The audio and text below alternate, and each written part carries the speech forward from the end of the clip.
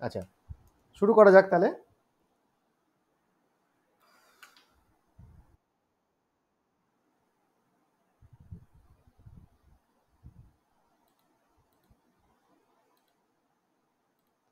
আচ্ছা দেখো,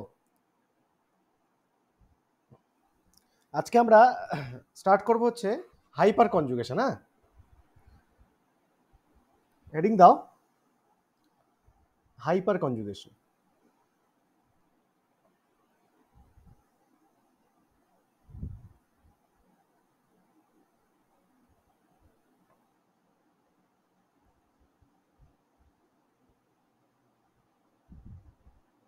hyper conjugation, ওকে। সবাই শুনতে পাচ্ছ তো এবার পরিষ্কার? হ্যাঁ, আচ্ছা লেখো হাইপার কনজুগেশন, এটাকে হেডিং দাও।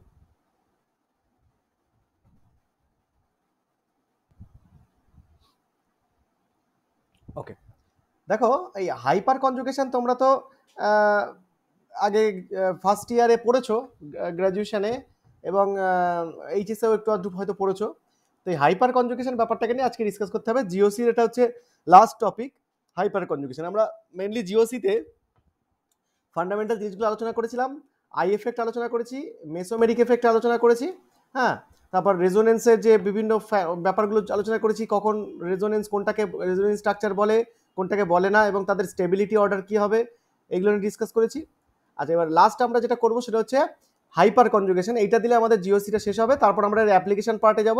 অ্যাপ্লিকেশন হিসেবে অ্যাসিডিটি, বেসিসিটি, অ্যারোমেটিসিটি, এই ব্যাপারগুলো আসবে। ঠিক আছে, তো শুরু করা যাক আজকে হাইপার কনজুগেশন। আচ্ছা, হাইপার কনজুগেশন যেটা, এটা একটা আলাদা টাইপ অফ কনজুগেশন। এই কনজুগেশনকে মেনলি বলা হয় সিগমা বন্ড রেজোনেন্স। এটাকে বলা হয় sigma bond resonance.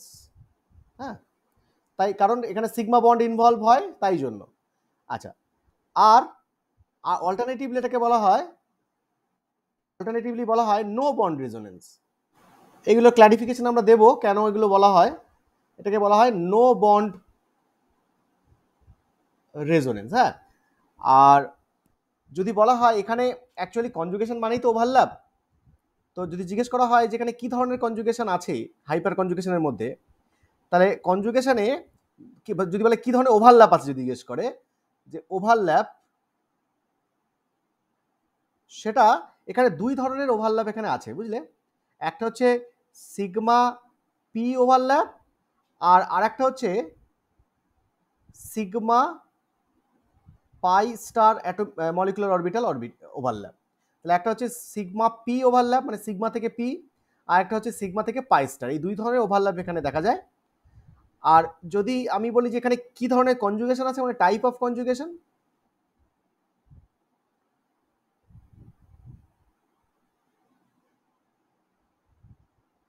Type of conjugation কি আছে, তো টাইপ অফ কনজুগেশন এখানে দুই ধরনের আছে। একটাকে বলা হয় সিগমা পি কনজুগেশন, আর একটা হচ্ছে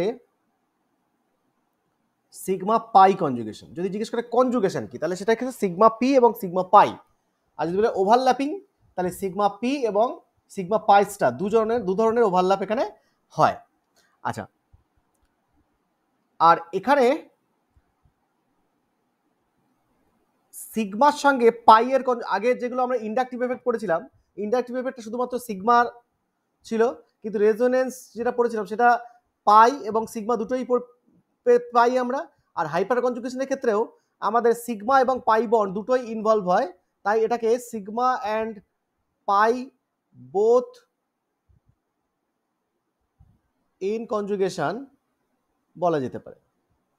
তার মানে অ্যাকচুয়ালি এখানে এই কটা পয়েন্ট যেগুলো হাইপার কনজুগেশনের সঙ্গে রিলেটেড, একটা হচ্ছে এই হাইপার কনজুগেশনকে সিগমা বন্ড রেজোনেন্স বলা হয়, কারণ সিগমা বন্ড ভেঙে তৈরি হয়, এটা আমরা দেখাবো। আর সিগমা বন্ড যেহেতু ব্রেক করে যায়, তাই জন্য এটাকে নো বন্ড রেজোনেন্স বলা হয়। আচ্ছা, ওভারল্যাপ যদি বলা হয় তাহলে সেটা হচ্ছে সিগমা পি এবং sigma pi star overlap. Type of conjugation বলা হয় sigma p or sigma pi conjugation. আর এই কনজুগেশনে সিগমা বন্ড এবং পাই বন্ড দুটোই ইনভলভ হতে পারে, তাই জন্য এটা লাস্টে লেখা হলো। তাহলে এইটা হচ্ছে কয়েকটা পয়েন্টস আমরা লিখলাম, এই পয়েন্টসের উপর বেস করে আমরা এবার হাইপার কনজুগেশন ব্যাপারটাকে পড়বো। ঠিক আছে,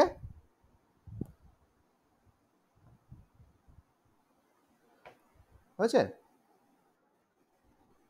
ওকে, এইবার দেখো, ধরো তোমাকে একটা কম্পাউন্ড, ধরো এইরকম একটা কম্পাউন্ড দেওয়া হলো যে সি এইচ এইচ এইচ আর তার সঙ্গে CH2+, এই কম্পাউন্ডটা দেওয়া হলো। হ্যাঁ, তাহলে এবার তোমাকে দেখো এই এই যে স্পিসিসটা তুমি দেখতে পাচ্ছ CH2+, এইখানে দেখো তুমি কি কি জিনিস পাচ্ছ। দেখো, প্রথমত হচ্ছে যে এখানে তুমি এই কার্বনটা কত ইলেকট্রন সিস্টেম যদি তোমাকে জিজ্ঞেস করে, তাহলে কত ইলেকট্রন সিস্টেম?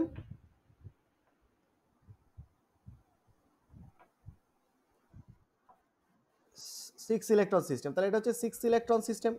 তাহলে ওই কার্বনটা হচ্ছে 6 ইলেকট্রন। আচ্ছা, যদি বলে অক্টেট কমপ্লিট আছে কি নেই, তার মানে অবভিয়াসলি অক্টেট নেই, তার মানে ইনকমপ্লিট অক্টেট।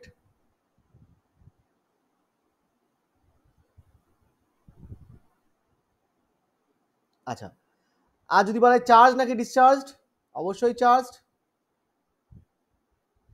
আর ইলেকট্রন ডেফিসিয়েন্ট নাকি ইলেকট্রন রিচ, কি বলবে? তাহলে ইলেকট্রন ডেফিসিয়েন্ট। তাহলে আমরা যদি এই কার্বোক্যাটায়নটাকে আমি করি, তাহলে কি দাঁড়াচ্ছে? তাহলে এই জিনিসটা আমরা পাচ্ছি, তাই না? তাহলে এই কার্বোক্যাটায়নটা 6 ইলেকট্রনিক, অক্টেট ইনকমপ্লিট আছে, চার্জড আছে এবং ইলেকট্রন ডেফিসিয়েন্ট আছে। তার মানে অ্যাজ এ হোল এই কম্পাউন্ডটা স্টেবল নাকি আনস্টেবল সেটা বলো। তাহলে এটা হচ্ছে আনস্টেবল। তাহলে এটা যদি আনস্টেবল হয়, তাহলে এ কি চাইবে? স্টেবল হতে, যে কোনো প্রকারে, তাই না? যে কোনো প্রকারে স্টেবল হতে। তো স্টেবল হওয়ার জন্য কি করতে পারে? দেখো, এখানে দু ধরনের এফেক্ট আছে। একটা হচ্ছে CH3 গ্রুপের প্লাস আই এফেক্ট, এটাকে কি করতে পারে? স্টেবল বানাতে পারে। কিন্তু প্লাস আই এফেক্টটা যেহেতু আমরা পরবর্তীতে প্রমাণ করব, মানে যখন এই তিনটে জিনিস কম্পেয়ার করব, তখন দেখবে প্লাস আই এফেক্টটাকে আমরা বলবো নেগলিজিবল, বা নেগলিজিবল নয়, মানে খুব মাইনর এফেক্ট। তো মাইনর এফেক্ট দিয়ে এই চার্জটাকে নিউট্রালাইজ করা বা এই চার্জটাকে স্টেবিলাইজ করা যায় না। ফলে এখানে নতুন ধরনের একটা কনজুগেশন হয়, that is called hyper conjugation. Hyper conjugation দিয়ে এই কম্পাউন্ডটাকে স্টেবল বানানো হয়। হ্যাঁ, শুধু প্লাস আই এফেক্ট দিয়ে এটাকে স্টেবল বানানো যায় না, কারণ plus I effect sigma bond effect, এবং সেটা সিগমা বন্ড যেহেতু টাইটলি বন্ড, তাই না? এখানে যে সিগমা বন্ড আছে, এই সিগমা বন্ডটা যে ঠেলবে, তাহলে তো এই প্লাস চার্জটা নিউট্রালাইজ হবে। কিন্তু সিগমা বন্ড যেহেতু টাইটলি বাউন্ড হয়, তাই জন্য এই সিগমা বন্ডের ইলেকট্রনকে পুশ করা অত সহজ নয়। তাই জন্য প্লাস আই এফেক্টটা কিন্তু দুর্বল একটা এফেক্ট, এটা খুব একটা মেজর এফেক্ট না। তো প্লাস আই এফেক্ট দিয়ে এর স্টেবিলিটি প্রদান করা অতটা সম্ভব নয়। তাই এটা আর একটা অল্টারনেটিভ কনজুগেশনের মাধ্যমে সে স্টেবিলিটি পাবে, সেটা হচ্ছে হাইপার কনজুগেশন। এবার সেটা কিভাবে হয় দেখো, আমরা যদি এইটাকে এরকম ভাবে লিখি, এটা যদি এরকম ভাবে sp3 যেহেতু, তাহলে এটাকে এরভাবে লিখি। আর এটা CH2 কে আমরা, যেহেতু এই CH2 প্লাসটা কত, এর হাইব্রিডাইজেশন স্টেটটা কত? sp2। আর এটা sp3। তাহলে এবার দেখো, এটা কার্বোক্যাটায়ন sp2, মানে এখানে এখানে একটা ভ্যাকেন্ট পি অরবিটাল আছে না? ক্যাটায়ন তো, কার্বোক্যাটায়ন তো, তাহলে ভ্যাকেন্ট এটা আছে। আচ্ছা, এবার এই যে এখানে সব হাইড্রোজেন আছে, এইটা হাইড্রোজেন আছে, এখানে হাইড্রোজেন আছে, এখানে হাইড্রোজেন আছে, তাহলে এইটা আছে।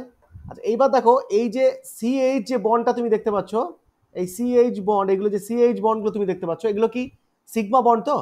তাহলে সিগমা বন্ড যদি হয়, তাহলে এখানে কি আছে বলো? সিগমা বন্ড যদি হয়, তাহলে এখানে সিগমা অরবিটাল আছে না, তাই তো? সেখানে কি আছে? সিগমা আছে, সিগমা এমও। এবার কি হবে? সিগমা এমও যেটা আছে, ফিল্ড না ভ্যাকেন্ট? এটা ফিল্ড, সিগমা বন্ড তো, তাহলে বন্ডিং ইলেকট্রন পেয়ার আছে, কোনো ফিল্ড। আর এখানে যে পি অরবিটালটা দেখতে পাচ্ছ, এটা পি অরবিটাল, তাহলে পি অরবিটালটা ভ্যাকেন্ট নাকি ফিল্ড? ভ্যাকেন্ট। তো কি হবে? এই যে সিগমা বন্ডটা যেটা আছে আর এই যে ভ্যাকেন্ট অরবিটাল আছে, এরা দুজন কি করবে? ইন্টারঅ্যাক্ট করবে। এরা দুজন যদি ইন্টারঅ্যাক্ট করে, তাহলে এখানে ইন্টারাকশনটা এরকম হবে, এই ইন্টারাকশনটা হবে। এবং এই ইন্টারাকশন হওয়ার দরুন যখনই এই ইলেকট্রনটা এই ভ্যাকেন্ট পি অরবিটালকে ডোনেট করতে চাইবে, তাহলে এই সিএইচ বন্ডটা কি হয়ে যাবে? দুর্বল হয়ে যাবে না? তো সিএইচ বন্ডটা যখনই দুর্বল হয়ে যাবে, কি হবে আলটিমেটলি? আলটিমেটলি যেটা হবে, সেই সিএইচ বন্ডটা ব্রেক করে যাবে। তাহলে কি হবে? সি এইচ এইচ, এটা হয়ে যাবে double bond, C H H, আর ওই এইচটা কি হয়ে গেল, বেরিয়ে গেল, তাই না? তাহলে দেখো এইটা যখনই এইখানে ইন্টারাক্ট করবে এই বন্ডের পি অরবিটালের সঙ্গে, তখন এই এই যে হাইড্রোজেনটা আছে এটা কি হয়ে যাবে, এইচ প্লাস হয়ে বেরিয়ে যাবে না?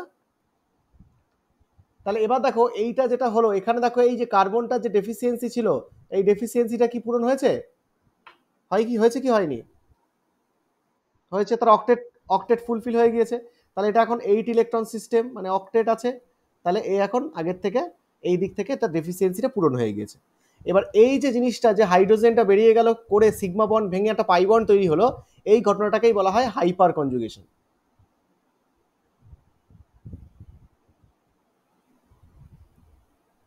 এইটাকেই বলা হয় হাইপার কনজুগেশন। ঠিক আছে, বুঝতে পারছো? তাহলে এই হাইপার কনজুগেশনে সিগমা পাই দুটো ইনভলভ, মানে সিগমা ভেঙে পাই তৈরি হচ্ছে। এবার যেহেতু সিগমা বন্ডটা রেজোনেন্সে পার্টিসিপেট করছে, এই যে সিএইচ এর যে সিগমা বন্ডটা রেজোনেন্সে পার্টিসিপেট করছে, তাই জন্য এটাকে বলা হয় সিগমা বন্ড রেজোনেন্স, তাই না? এটাকে বলা হয় সিগমা বন্ড, মানে সিগমা বন্ড রেজোনেন্স। আর নো বন্ড রেজোনেন্স কেন বলা হয়? কেন দেখো এখানে যখন আফটার রেজোনেন্স ফর্মেশন, দেখো এই যে ক্যানোনিক্যাল স্ট্রাকচারটা হয়েছে, এখানে কোনো বন্ড নেই। তাহলে বন্ড নেই মানে এটা ফাঁকা হয়ে গিয়েছে। তাহলে এই যে জিনিসটা হলো, এটা কি বলা হবে? এটা নো বন্ড রেজোনেন্স বলা যেতে পারে অল্টারনেটিভ। তাহলে এটাকে আমরা রেজোনেন্স স্ট্রাকচার দুটোকে বলতে পারি, কিন্তু এরা নো বন্ড রেজোনেন্স, যেহেতু কোনো বন্ড নেই, নো বন্ড রেজোনেন্স, এটা নো বন্ড রেজোনেন্স বলা যেতে পারে। এবং সঙ্গে এটাকে সিগমা বন্ড রেজোনেন্সও বলা যেতে পারে, কারণ সিগমা বন্ড ইনভলভ।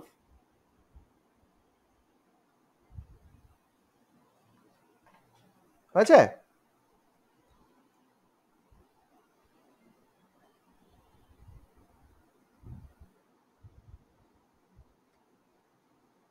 লিখেছো? আচ্ছা, এবার আমরা দেখবো এবার টাইপ অফ ওভারল্যাপ।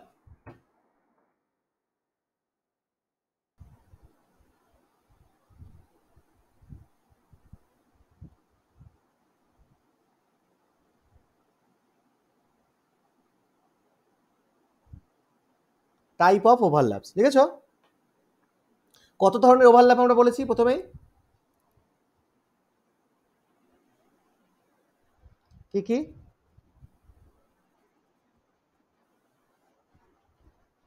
পাই নয়, পাই স্টার। ওভারল্যাপ যখন বলবে তখন পাই স্টার। হ্যাঁ, আচ্ছা। তো দুই ধরনের পেয়েছি আমরা, একটা পেয়েছি হচ্ছে সিগমা পি ওভারল্যাপ, বুঝেছো? Sigma p overlap. আর আরেকটা পেয়েছি হচ্ছে সিগমা পাই স্টার ওভারল্যাপ।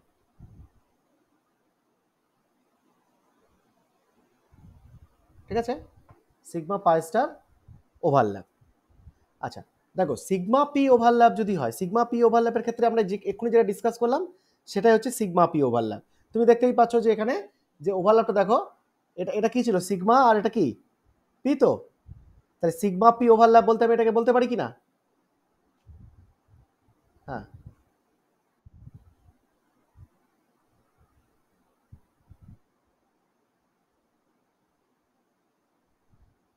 তাহলে এটাকে সিগমা পি ওভারল্যাপে আমরা সেম জিনিস আমরা এখানে কপি করে দিতে পারি।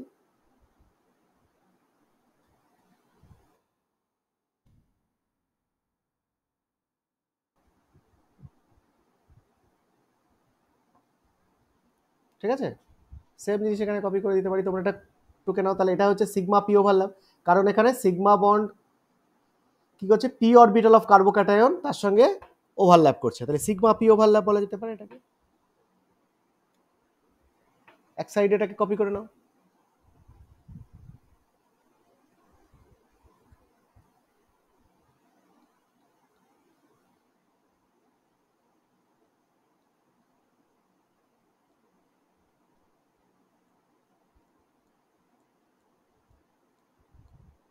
তাহলে কার্বোক্যাটায়ন যদি থাকে তাহলে সেক্ষেত্রে সিগমা পি ওভারল্যাপ হবে, তাই না?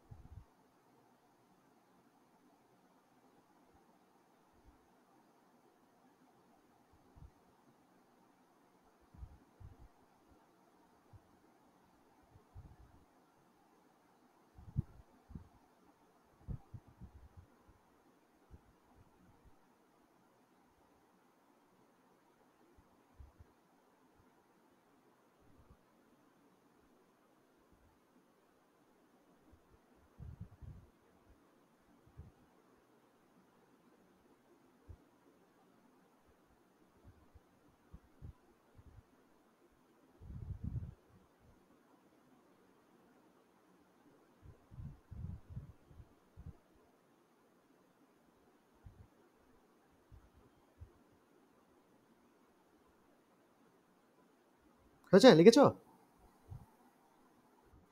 আচ্ছা, তাহলে এখানে আরো কার্বোক্যাটায়নের ক্ষেত্রে সিগমা পি হতে পারে, আর কি হতে পারে বলো?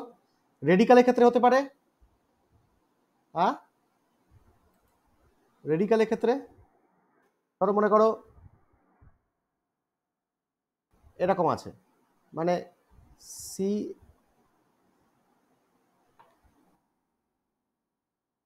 C H H C H H, ধরো এটা হচ্ছে রেডিকাল, তাহলে কেমন হবে নেচার? পি অরবিটালটা ভ্যাকেন্ট না ফিল্ড এক্ষেত্রে? তাহলে এটাও কি ভ্যাকেন্ট? এখানেও রেডিকালের ক্ষেত্রেও এটা কত ইলেকট্রন সিস্টেম হয় রেডিকাল? 7 ইলেকট্রন। তো 7 ইলেকট্রন থাকলেও কি এই অরবিটালটা ভ্যাকেন্ট থাকে, তাহলে কি হবে? মানে ডেফিসিয়েন্ট থাকে। তাহলে এখানেও যদি আমি দেখি তাহলে এটাও কি অরবিটাল ওভারল্যাপ হবে? সিগমা, এটা কি পি, তাহলে সিগমা পি ওভারল্যাপ এটাও। তাহলে সিগমা পি ওভারল্যাপ কার্বো ক্যাটায়নে হতে পারে, কার্বো অ্যানায়নে হতে পারে। আচ্ছা কার্বো অ্যানায়নে, কার্বো ক্যাটায়নে কার্বো রেডিকালে হতে পারে, কার্বো অ্যানায়নে হতে পারে।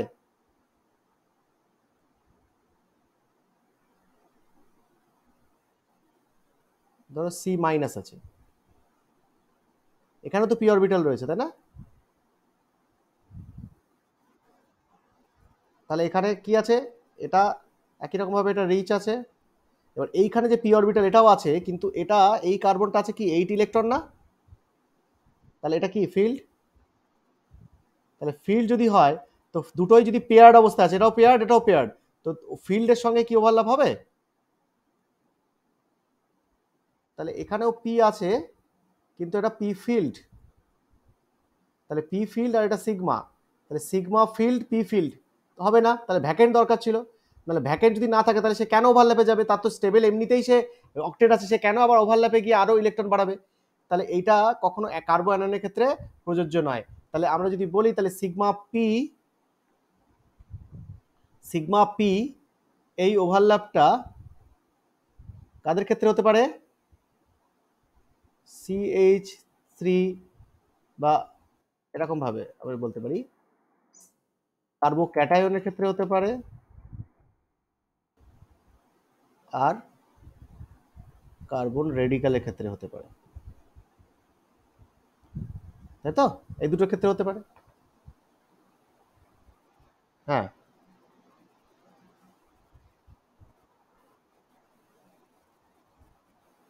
করতে পারবে। না না, একই বেরোবে, এইচ প্লাসই বেরোবে, একই ঘটনা। H2 কেন বেরোবে? H2 কেন বেরোবে?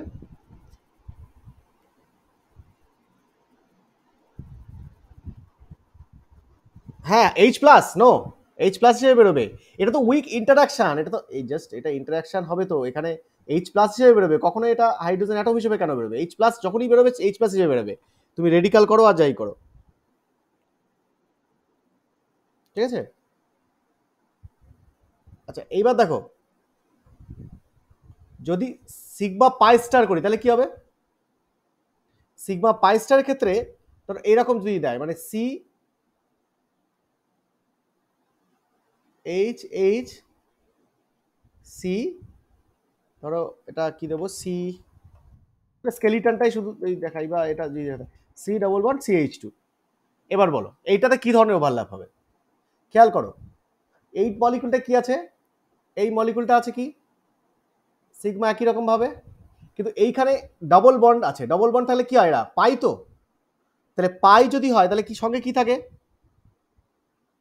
পাই স্টার। আচ্ছা পাইটা কেমন দেখতে হয়? পাইটা দেখতে হয় তো এরকম, মাঝে এরকম থাকে, তাই না? পাইটা কি থাকে? ফিল্ড। আর পাই স্টার কেমন দেখতে হয়? পাই স্টার দেখতে হয় এরকম, দাঁড়াও, পাই স্টার কেমন দেখতে হয়? অ্যান্টিবন্ডিং এরকম দেখতে হয় না? সেই সিনার্জিক মেকানিজম মনে আছে? তো পাই স্টার এরকম দেখতে হয়। তো এটা কি ভ্যাকেন্ট না ভ্যাকেন্ট নয়? ফিল্ড। তাহলে পাই স্টার ভ্যাকেন্ট, আর এটা কি ফিল্ড। তাহলে এখানে যে ইন্টারাকশনটা হবে এটা কি ইন্টারাকশন? হ্যাঁ, তাহলে এইটা হচ্ছে কি পাই স্টার, ভ্যাকেন্ট পাই স্টার। তার মানে এখানে যে ওভারল্যাপটা হচ্ছে এটা সিগমা টু পাই স্টার হবে। তার মানে এটা কখন হবে? এটা অ্যালকিন সিস্টেমে হবে। তার মানে তুমি যদি কার্বো ক্যাটায়ন আর কার্বন রেডিকালে দেখো তাহলে ইন্টারাকশনটা হচ্ছে সিগমা পি ইন্টারাকশন, আর যদি অ্যালকিন সিস্টেম হয় তাহলে সেটা হবে সিগমা পাই স্টার ইন্টারাকশন। বুঝতে পেরেছো? ওকে। এবার যখনই এই ইন্টারাকশনটা হয় তখন কি হবে আলটিমেটলি এর পিকচারটা হবে সি এইচ এইচ, এখানে একটা ডবল বন্ড হয়ে যাবে সি, আর এইখানে যখনই ইন্টারাকশন হবে তখনই এইটা খুলে যাবে না, এই পাই বন্ডটা দেখো সেই ব্যাক বন্ডের মতো মনে আছে, যখনই এই যে এখানে ব্যাক বন্ড হবে এই বন্ডটা খুলে যাবে না। তারপরে দেখো আমি আমি যদি আরেকবার এটাকে ওই ওভারল্যাপটা না দেখি, আমি যদি এইখানে আলাদা করে দেখাই, দেখো এটা ছিল কি, এটা কি ছিল, এইটা মানে আমি আরেকবার লিখছি দেখো C H H H C H double bond C H two, এটা তো। এবার যখন হাইপার কনজুগেশন হবে তখন এটা এইখানে ওভারল্যাপ করছে, আর এটা কি হয়ে যাবে, খুলে যাচ্ছে না। তাহলে খুলে যখন যাচ্ছে তাহলে আলটিমেটলি কি হবে, C H H double bond C H single bond C H two minus, এটা হবে না কনজুগেশনে? দেখো তো। তাহলে এখানে অ্যালকিনের ক্ষেত্রে কি হবে, এখানে একটা এখানে অ্যানায়ন তৈরি হবে। এবার এই অ্যানায়নটা 1 ডিগ্রি হতে পারে, 2 ডিগ্রি হতে পারে। এখানে যেমন এই ছবিটা গেছে এটাও 1 ডিগ্রি, কিন্তু যদি এখানে সিএইচ আর থাকতো তাহলে এটা 2 ডিগ্রি হতো, তাই না? তাই তো। আর যদি সিআর টু হতো তাহলে 3 ডিগ্রি হতো। তারপরে এই অ্যানায়নটা যেটা, এই অ্যানায়নটা 1 ডিগ্রি হতে পারে, 2 ডিগ্রি হতে পারে, 3 ডিগ্রি হতে পারে। আচ্ছা, এই গেল। তার মানে ব্যাপার হচ্ছে যে টাইপ অফ ওভারল্যাপ, যে সিগমা পি ওভারল্যাপ কখন হচ্ছে, ক্যাটায়ন এবং রেডিকালের ক্ষেত্রে হচ্ছে, আর সিগমা পাই স্টার হচ্ছে অ্যালকিন সিস্টেমের ক্ষেত্রে। ক্লিয়ার? ঠিক আছে।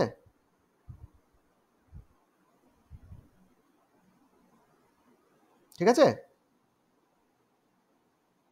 আচ্ছা, এবার দেখো, তাহলে তুমি অ্যালকিন সিস্টেম দেখলেই তাহলে সেটাকে বলবে সিগমা পাই স্টার ওভারল্যাপ। আর যদি বলে কি বলে কার্বন ক্যাটায়ন এবং বা রেডিকাল, তাহলে সেক্ষেত্রে সিগমা পি ওভারল্যাপ। আর যদি বলা এখানে কনজুগেশন কি আছে, কনজুগেশন যদি জিজ্ঞেস করে, তাহলে এই দুটো সিস্টেম মানে ক্যাটায়ন এবং রেডিকালের ক্ষেত্রে এদের কনজুগেশন হচ্ছে ওই সিগমা পি কনজুগেশন, কারণ সিগমার সঙ্গে পি কনজুগেশন হচ্ছে। কিন্তু এখানে কনজুগেশনটা কি এটার ক্ষেত্রে, হ্যাঁ, কারণ কনজুগেশনটা হচ্ছে পাই এর সঙ্গে কিন্তু, আর ওভারল্যাপটা হচ্ছে কিসের সঙ্গে, পাই স্টার অরবিটালের সঙ্গে। হ্যাঁ, তাই জন্য যেহেতু কনজুগেশনে পাই বন্ড ইনভলভ, তাহলে তাই জন্য বলা হচ্ছে sigma bond pi bond conjugation. তাহলে কনজুগেশন যদি বলে তাহলে কনজুগেশন হয়ে যাবে সিগমা পাই কনজুগেশন। তখন কিন্তু সিগমা পাই স্টার কনজুগেশন হবে না, তখন সিগমা পাই কনজুগেশন হবে, কারণ কনজুগেশন হচ্ছে পাই বন্ডের সঙ্গে, কনজুগেশন বন্ডের সাথে হয়, তাই জন্য সিগমা পাই কনজুগেশন। আর যখন যদি বলে ওভারল্যাপ কোন অরবিটালের মধ্যে হয়েছে, তাহলে সিগমা অরবিটাল আর পাই স্টার অরবিটাল। ঠিক আছে, মনে থাকবে। তাহলে এই হচ্ছে যেমন প্রথমে যে লিখেছিলাম যে কনজুগেশন সিগমা পাই কনজুগেশন এবং ওভারল্যাপ হচ্ছে সিগমা পাই স্টার, তার জাস্টিফিকেশন হচ্ছে এটা। আচ্ছা, এবার দেখো,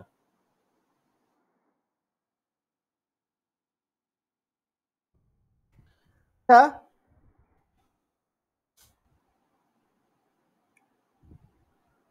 তোমার যদি বলি আচ্ছা কোথায় কোথায় হাইপার কনজুগেশন আছে, ফাইন্ড হাইপার কনজুগেশন।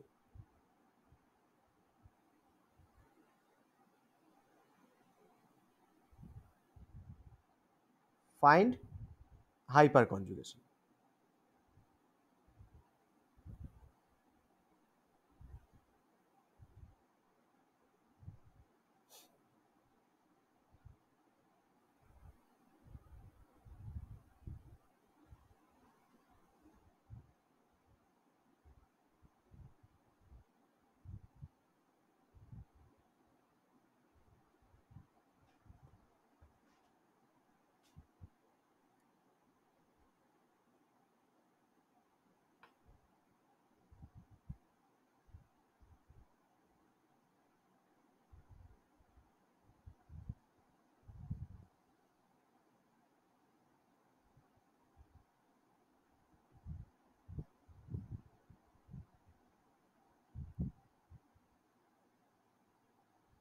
আচ্ছা, এই চারটে কেসে 1 নম্বর, 2 নম্বর, 3 নম্বর, এই 4 নম্বর, এই চারটে কেসে কোথায় কোথায় হাইপার কনজুগেশন আছে আর কি কি হাইপার কনজুগেশন আছে?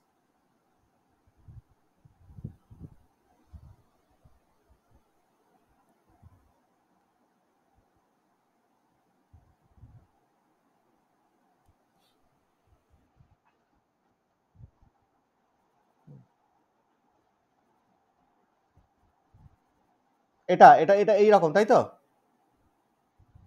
তাহলে এটা কার্বোক্যাটায়ন কনজুগেশন, তাহলে সেটা সিগমা পি কনজুগেশন, তাই তো? হ্যাঁ, তাহলে এটা এটা হচ্ছে কার্বোক্যাটায়ন, তাহলে এটা হাইপার কনজুগেশন, ইয়েস আছে। পরেরটা বলো, তাহলে তার পরেরটা হচ্ছে সিগমা পি কনজুগেশন, তাহলে এটা কি? রেডিকাল।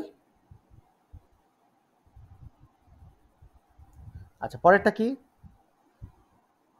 তাহলে এটা এখান থেকে এই ব্যাক করছে, এটা খুলে যাচ্ছে, তার মানে এখানে সিগমা কি হবে? বলো বলো। Sigma conjugation, sigma pi conjugation. ওকে। আর হ্যাঁ, এটা অ্যালকিন সিস্টেম। আচ্ছা, আর এটাই, তাহলে এটা যদি এখান থেকে এটা যায়, তাই না? তাহলে এটা কি হবে? কি হবে? তাহলে এটা সিগমা টু পি হওয়ার কথা, কিন্তু এটা কখনো হয় না, তার মানে এখানে নো হাইপার কনজুগেশন। এবার ভাবো দেখি কেন হয় না এখানে। এটা তো হওয়ার কথা, তো সিগমা পি হওয়ার কথা তো, নাকি? হ্যাঁ, কিন্তু এখানে সিগমা পি কোনোভাবেই এখানে সিগমা পি পসিবল না। দেখো, তাহলে এইটাকে একটু এক্সপ্লেন করতে হবে যে এই ধরনের সিস্টেমে হাইড্রোজেন যে আলফা হাইড্রোজেন, সেটা থাকলেই যে হাইপার কনজুগেশন দেবে এমন কোনো কথা নেই, আছে? দেখো, এটা আলফা হাইড্রোজেন প্রেজেন্ট কিনা? আছে। এখানে আলফা হাইড্রোজেন আছে কিনা? আছে। এটাতে আলফা হাইড্রোজেন আছে কিনা? আছে। এটাতে আছে। তাহলে সব, হ্যাঁ হ্যাঁ, সবকটা আলফা হাইড্রোজেন আছে এবং এখানে কার্বোক্যাটায়ন সিস্টেম, তাহলে এটা সিগমা পি ওভারল্যাপ হওয়ার কথা, কিন্তু এখানে হাইপার কনজুগেশনটা হচ্ছে না। তাহলে এটাকে আমাকে এক্সপ্লেন করতে হবে। দেখো, যদি এই সিস্টেমটার আমরা ভালো করে অরবিটাল পিকচার লক্ষ্য করি, CC C plus,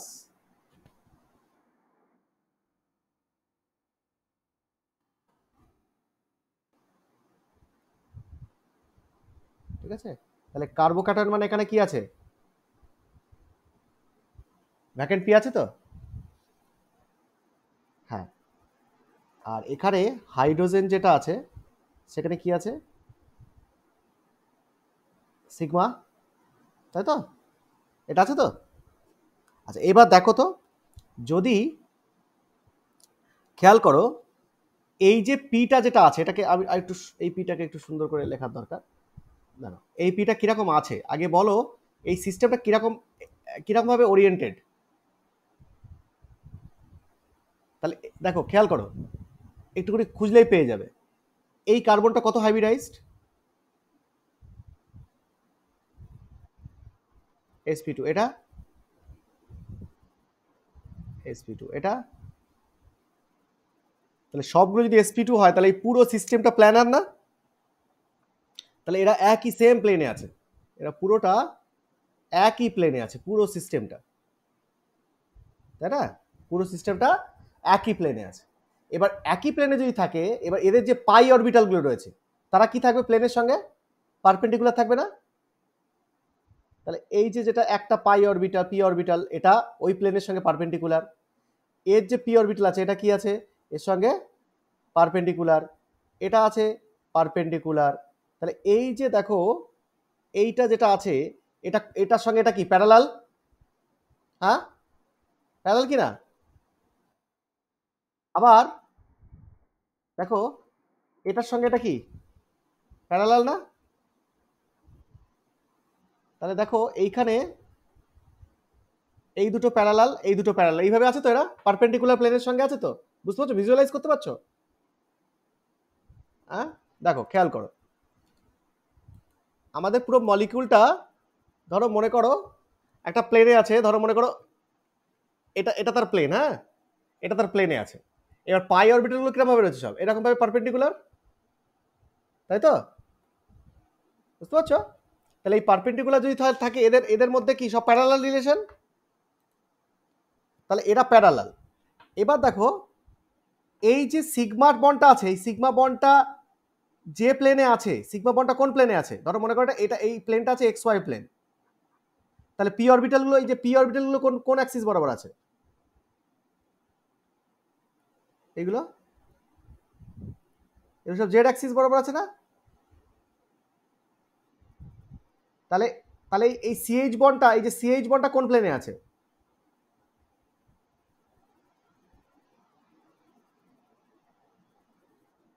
x Y প্লেনে আছে, sp2 তো। তাহলে দেখো এই সিএইচ বন্ডটা আছে এক্স ওয়াই প্লেনে, আর এই যে কার্বোক্যাটনের যে ভ্যাকেন্ট পি, ওটা কোন অ্যাক্সিস বরাবর আছে? জেড। তাহলে দুটো আলাদা প্লেন না?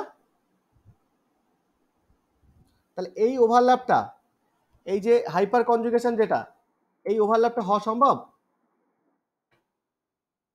দেখো ভালো করে ভেবে চিনতে দেখো, এই এই ওভারল্যাপটা হওয়া সম্ভব?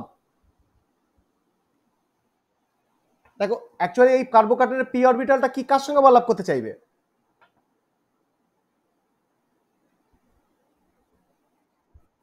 নো, কোন পাই স্টার? দেখো ওর সঙ্গে প্যারালাল কে আছে? ইয়েলো কালারের যে বন্ডটা আছে, এটা একটা কনজুগেশন তো, এটা তো রেজোনেন্স। আর আমি যেটা এটা দেখালাম, এটা তো হাইপার কনজুগেশন। তাহলে কোনটা ফেভারেবল ওর জন্য? রেজোনেন্স ফেভারেবল কেন? কারণ রেজোনেন্স গুলো তো পি অরবিটাল গুলো সব প্যারালাল আছে। আর এইখানে যেটা হাইড্রোজেন, কার্বন হাইড্রোজেন যে বন্ড, এটা আছে এক্স ওয়াই প্লেনে, আর ওই কার্বোক্যাটনের যে পি অরবিটাল, ওটা আছে জেড অ্যাক্সিস বরাবর। তাহলে এরা তো পুরো পারপেন্ডিকুলার আছে, মানে এটাকে বলে অর্থোগোনাল। মানে এরা দুজন একে অপরে কিভাবে আছে, এই যে সিএইচ বন্ডের যে ডাইরেকশন আর এই পি অরবিটালের ডাইরেকশন, এরা আছে এক অর্থোগোনাল টু ইচ আদার। তো অর্থোগোনাল হলে তারা কখন ওভারল্যাপ করতে পারবে?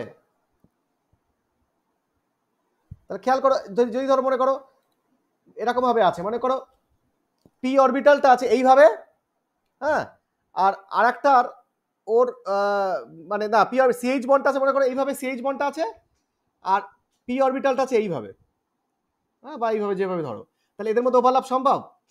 এটা আছে জেড অ্যাক্সিস বরাবর পি অরবিটাল আছে, স্কাই কালারটা দেখো, জেড অ্যাক্সিস বরাবর আছে, আর সিএইচ বন্ডটা আছে এক্স ওয়াই প্লেনে। তো এদের মধ্যে পাই ওভারল্যাপ সম্ভব? তাহলে পাই ওভারল্যাপ ও কার সঙ্গে করবে? যারা এরকম। তো এই পি অরবিটাল গুলো প্যারালাল কোথায় আছে? রেজোনেন্সে আছে না? তাহলে ও কি দেখাবে, রেজোনেন্স নাকি হাইপার কনজুগেশন? হ্যাঁ, তার মানে এখানে হাইপার কনজুগেশন হবে না। তাহলে ও যেটা করবে সেটা হচ্ছে সিম্পলি ও এই রকম করবে, এই হাইপার কনজুগেশনটা যাবে না, ও করবে এইটা। তার মানে এখানে কি করবে?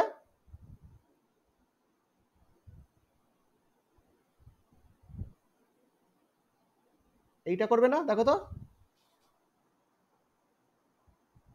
তার মানে ও হাইপার কনজুগেশনে যাবে না, ওকে যাবে রেজোনেন্সে বা মেসোমেরিক এফেক্টে। তার মানে এই কম্পাউন্ডটা তাহলে হাইপার কনজুগেশনে যাচ্ছে না। তাহলে এবার দেখো, তাহলে এই ধরনের এই কম্পাউন্ডে যাচ্ছে না, মানে এই ধরনের কোনো কম্পাউন্ডই হাইপার কনজুগেশনে যাবে না, ঠিক কি না? বুঝতে পারছো?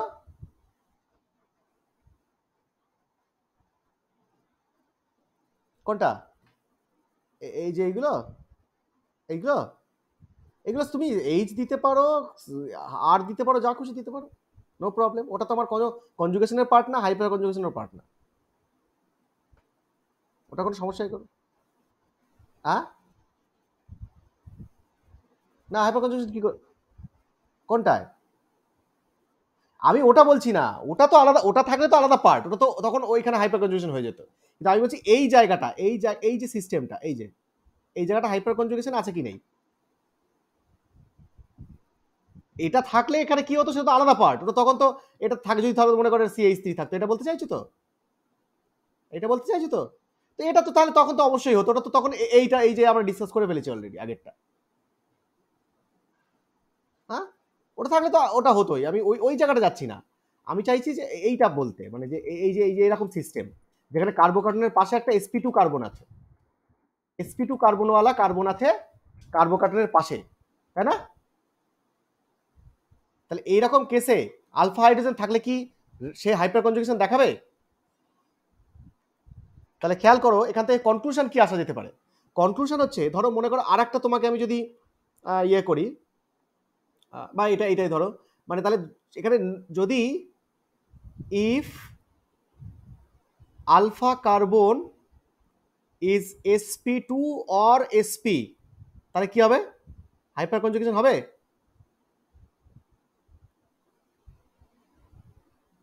No hyper conjugation. দেখো আলফা কার্বন কোনটা, আলফা কার্বন কোনটা, এটা তো আলফা কার্বন, আর তার যে হাইড্রোজেনটাকে বলে আলফা হাইড্রোজেন। তা আলফা কার্বনের হাইব্রিডেশন কত এখানে? sp2, তাই না? ভালো করে খেয়াল করো, বুঝতে পারছো? হ্যালো, না আলফা কার্বনটা যদি sp2 হয় তাহলে হাইপার কনজুগেশন দেখাচ্ছে কিনা দেখো।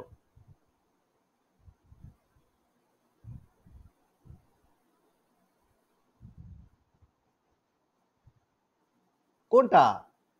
আরে না, আলফা কার্বন এইটা এই কার্বোকার্বনের রেসপেক্টে আলফা কোনটা, এটা না পরেরটা, এটা না প্রথম যে কানেকশনটা আছে, এটা এটা আলফা না? তাহলে এই আলফা কার্বনটা কত, sp2 তো? আর এখানে আলফা কার্বনগুলো কত আছে? এই ডাবল বন্ডের রেসপেক্টে প্রথম কার্বন যেটা সেটা কোনটা, এইটা তো? তাহলে এটা আলফা কার্বন, এখানে এটা আলফা কার্বন, এখানে এটা আলফা কার্বন, তাহলে এগুলো সব কি sp2 sp3 sp, কোনটা? এগুলো সবই কি sp3, এটা কি sp3, এটা কি sp3, কিন্তু এটা কি ফোর্থটা sp2। তাহলে sp2 হলে হাইপার কনজুগেশন যাবে? যাচ্ছে? যাচ্ছে না তো? তাহলে এখান থেকে কনক্লুশন যেটা হয় যে if alpha carbon is sp2 and sp3 no hyper conjugation, তাহলে অনলি কন্ডিশন কি?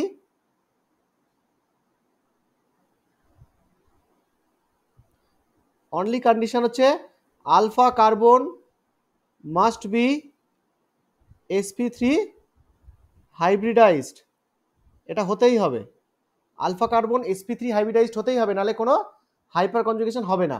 একদম একটা স্টার দিয়ে দাও। তাহলে তুমি যদি কোথাও দেখো যে কার্বোক্যাটায়ন আছে এবং তার পাশের কার্বন sp3 নয়, তাহলে সেখানে কোনোভাবে হাইপার কনজুগেশন তুমি দেখাতে পারো না। বুঝতে পেরেছো?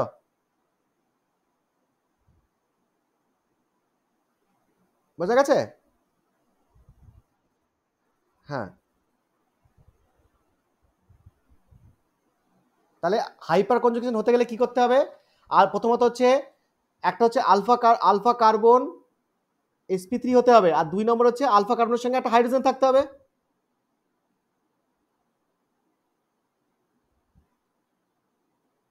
আলফা হাইড্রোজেন মানে আলফা কার্বনের সঙ্গে যে হাইড্রোজেনটা আছে এটাকে বলে alpha hydrogen, alpha hydrogen must present, তাই না? বুঝতে পারছো? যদি এমন হতো যে এটা সব আর আর আর এখানে সি প্লাস, এটা হাইপার কনজুগেশনে যাবে? কারণ এখানে আলফা হাইড্রোজেনই নেই। তাহলে এখানে কি হতে হবে? আলফা হাইড্রোজেন থাকতে হবে অ্যাটলিস্ট একটা, তাই না? এখানে অবশ্যই এটা হাইড্রোজেন হতে হবে, মিনিমাম একটা হাইড্রোজেন থাকতে হবে, আলফা হাইড্রোজেন, তাহলেই এটা হাইপার কনজুগেশনে যাবে। তাহলে শর্ত হচ্ছে এইটা।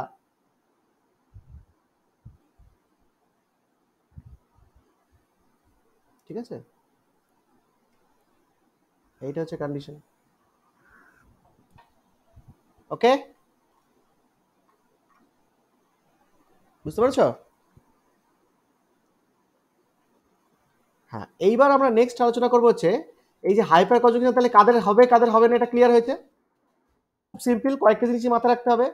তাহলে কাদের কাদের কাদের কাদের হাইপার কনজুগেশন হয়, কোন কোন ক্ষেত্রে? কার্বোক্যাটায়ন, কার্বন রেডিক্যাল, আর কি অ্যালকিন সিস্টেম, তাই তো? এবার কার্বোক্যাটায়ন আর রেডিক্যালের ক্ষেত্রে কি কি ধরনের কি ধরনের ওভারল্যাপ হয়?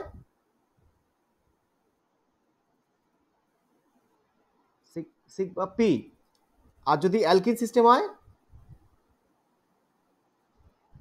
সিগমা আরে overlap, sigma pi star overlap. আর যদি বলে কনজুগেশন তখন সিগমা পাই কনজুগেশন। ওকে ওকে। আর তাহলে পুরো জিনিসটাকে কম্বাইন করলে বা যদি চেক করতে বলা হয় যে কোথায় হাইপার কনজুগেশন আছে আর কোথায় নেই, তাহলে তার কন্ডিশন কি? যেটা কার্বোক্যাটায়ন বলো, কার্বো রেডিক্যাল বলো বা অ্যালকিন সিস্টেম বলো, তোমার আলফা যে কার্বনটা থাকবে সেই কার্বনটা অবশ্যই কি হতে হবে? sp3 হাইব্রিডাইজড হতে হবে, আর তার সঙ্গে অবশ্যই একটা হাইড্রোজেন যুক্ত থাকতে হবে। তাহলে এইটা যদি ফুলফিল করে তখনই হাইপার কনজুগেশন আসবে, নইলে আসবে না। তুমি আলফা কার্বনে হাইড্রোজেন দেখলেই হাইপার কনজুগেশন করতে পারবে না, তোমার আলফা কার্বনটা অবশ্যই sp3 হতে হবে। sp2 বা sp হলে কোনোভাবেই হাইপার কনজুগেশন হবে না। বুঝতে পারছি? তাহলে এবার আমরা এই হাইপার কনজুগেশনের যে বেসিক জিনিসটা পেলাম, এর উপর বেস করে আমরা এবার দেখবো হচ্ছে হাইপার কনজুগেটিং স্ট্রাকচার। হেডিং দাও।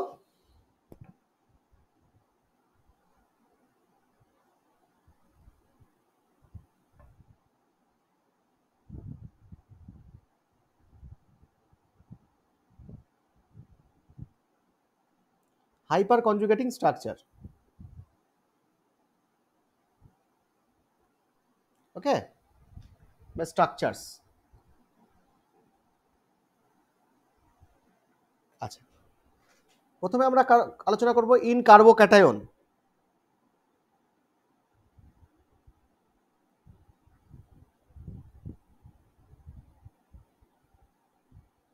In carbocation. আচ্ছা, কার্বোক্যাটায়নের ক্ষেত্রে কি হবে?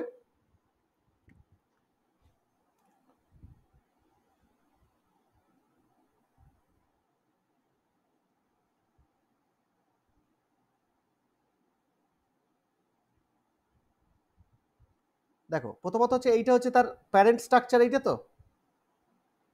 এবার যখনই এ হাইপার কনজুগেশনে যাবে, এইটা যেতে পারে, এই হাইড্রোজেনটা যেতে পারে কিনা?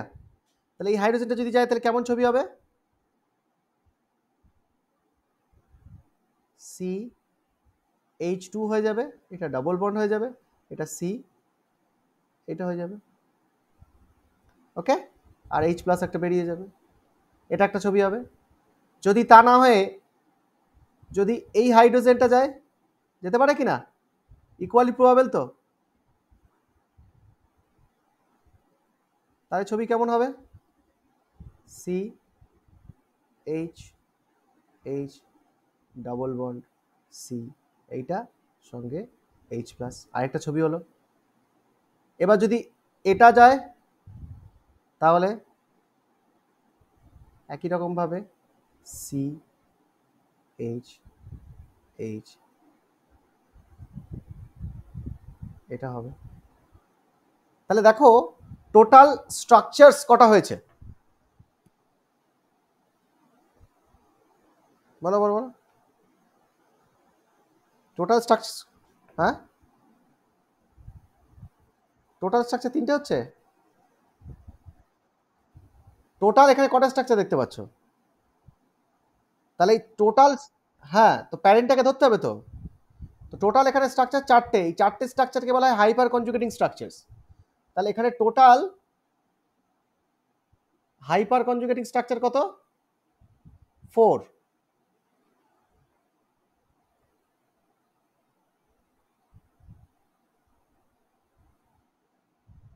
ইকুয়াল টু 4 এক্ষেত্রে। এবার টোটাল দেখো, টোটাল আলফা হাইড্রোজেন কটা? 3টি। তাহলে 3টে যদি আলফা হাইড্রোজেন হয় তুমি স্ট্রাকচার কটা পাচ্ছ? 4টে। তারপরে এখান থেকে আমরা বলতে পারি না যে total hyper conjugating structures equal to number of alpha hydrogen plus 1, বলা যেতে পারে কিনা? তার মানে যদি বলা হয় কোথাও যে total number of hyper conjugating structures কটা, তাহলে তুমি জাস্ট তার আলফা হাইড্রোজেন গুনবে, আলফা হাইড্রোজেন গুনে তার সঙ্গে 1 যোগ করে দেবে, তাহলে টোটাল হাইপার কনজুগেটিং স্ট্রাকচারস হয়ে যাবে। কিন্তু যদি বলা হয় total contributing hyper conjugating structures, total contributing hyper total contributing structures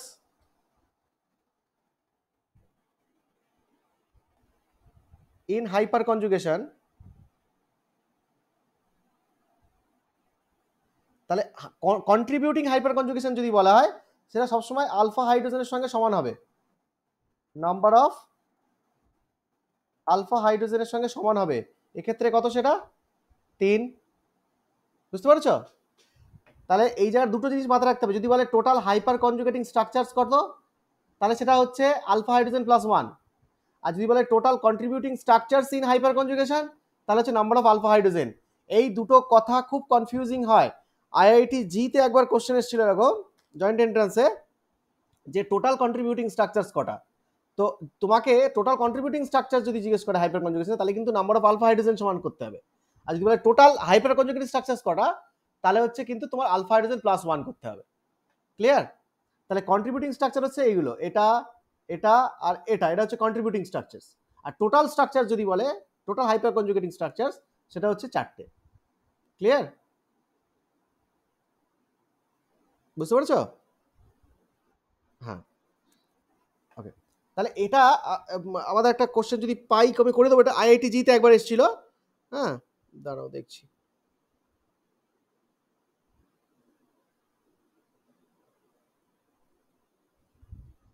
যেরকম টোটাল কন্ট্রিবিউটিং স্ট্রাকচার জিজ্ঞেস করেছিল, বুঝলে? জি দিয়েছে। হ্যাঁ, এই কোশ্চেনটা করে নাও তাহলে ব্যাপারটা ক্লিয়ার হয়ে যাবে। দেখো এটা জির কোশ্চেন।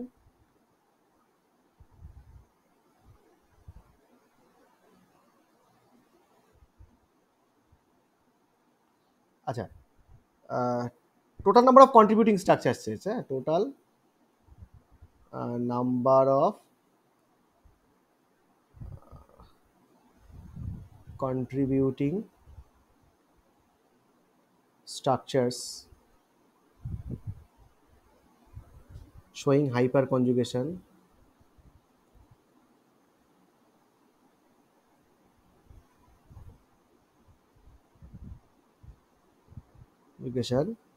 ব্র্যাকেটে আবার এটা হিন্টসও দিয়ে দিয়েছে, ইনভলভিং CH bonds, হ্যাঁ বলে ফর দ্য ফলোইং কম্পাউন্ড বলে দিচ্ছে, এরকম একটা কম্পাউন্ড।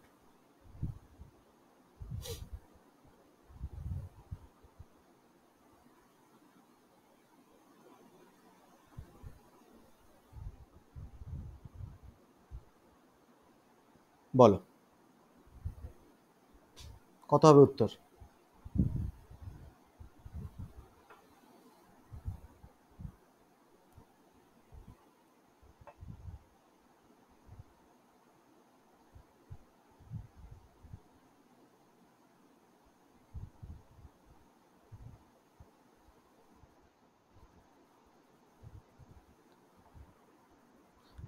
কটা আলফা হাইড্রোজেন আছে?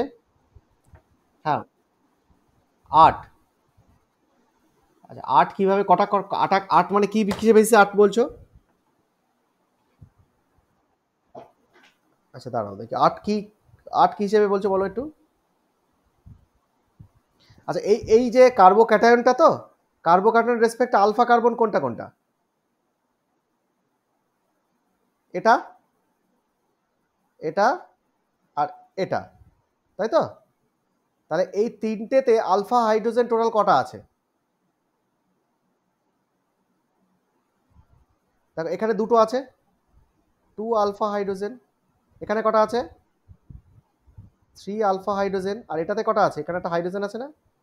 এটা তো স্যাচুরেটেড, হ্যাঁ পাই বন্ড নেই, সাইক্লোহেক্সেন সিস্টেম। তাহলে কি হবে, ওখানে একটা হাইড্রোজেন আছে, টোটাল আলফা হাইড্রোজেন কত? Number of alpha hydrogen equal to কত? 6, তাই না? এই যে 8 বলছো সে বুঝতে পারছো, টোটাল আলফা হাইড্রোজেন 6 তো। হ্যাঁ, এবার তাহলে তাহলে এবার কি চেয়েছে আমার কোশ্চেনে, কি চেয়েছে? কোশ্চেনে চেয়েছে total number of contributing structures in hyper conjugation. তাহলে কোনটা লিখবো আমরা? উত্তর কত হবে? তাহলে এখানে কন্ট্রিবিউটিং স্ট্রাকচারস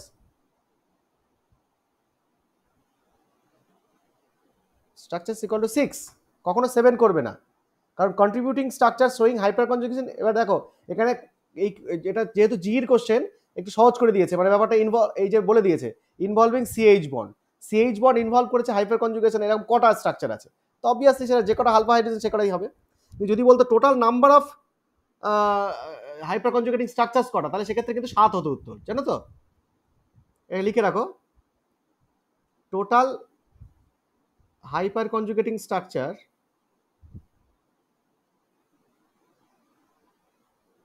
ইকুয়াল টু কত? 7 হবে তো, 6+1 হবে। বুঝতে পেরেছ? এই ব্যাপারটা একটু ক্লিয়ার রাখবে যে কন্ট্রিবিউটিং স্ট্রাকচারস বলছে আর ওদিকে হাইপার কনজুগেটিং স্ট্রাকচারস।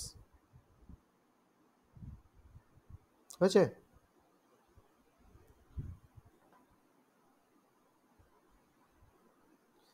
এবার যদি তোমাকে কয়েকটা কোশ্চেন দিই, বলো ধরো একটা দিল CH3 CH2 plus CH3 CH2 CH2 plus CH3 CH3 CH2 plus 4 হচ্ছে CH3 CH3 CH3 CH2 plus.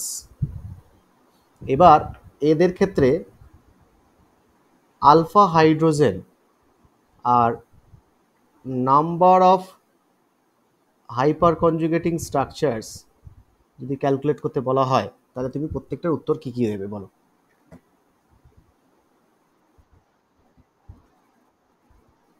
প্রথমটার আলফা হাইড্রোজেন এখানে দেখতেই পাচ্ছ 3টি, দ্বিতীয়টির কোনটা? এই দুটো, তাই না? আলফা হাইড্রোজেনটা তো আলফা, কার্বোকার্বনের পরেরটা, তাহলে এখানে দুটো। তারপরেরটা, তাহলে এইটা হচ্ছে সেই আলফা হাইড্রোজেন, তাহলে এখানে একটা আছে। পরেরটা, এখানে কোনো হাইড্রোজেন নেই আলফা, তাহলে এটা হচ্ছে 0। এবার তাহলে নাম্বার অফ প্রথমটার হাইপার কনজুগেটিং স্ট্রাকচার কটা হবে তাহলে?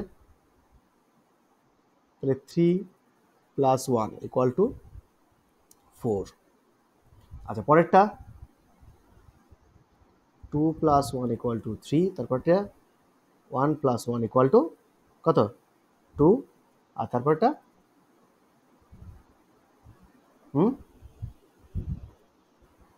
0 না 1 কোনটা নেব?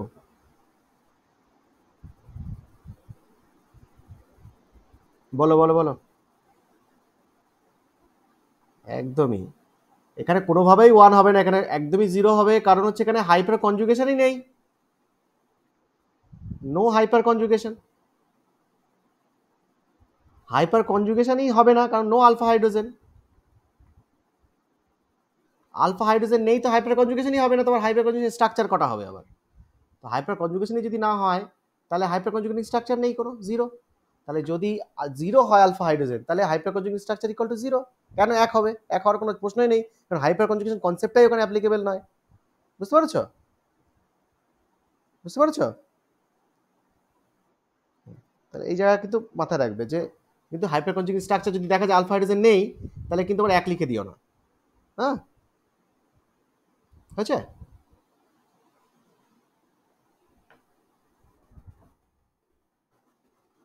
এটা হয়ে গেছে?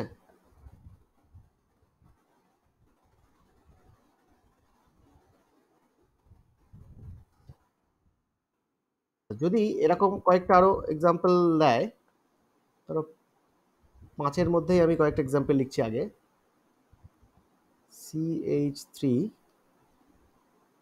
CH ডবল বন্ড CH2, যেটা হলো A,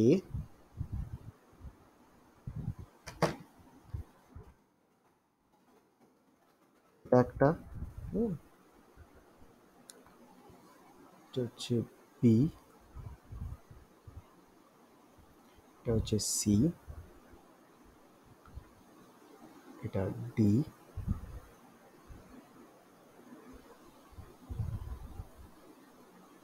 এটা হচ্ছে E,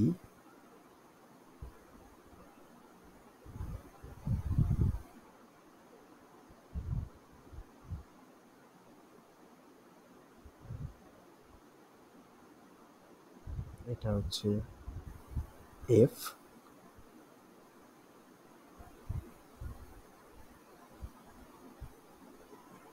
এটা হচ্ছে G,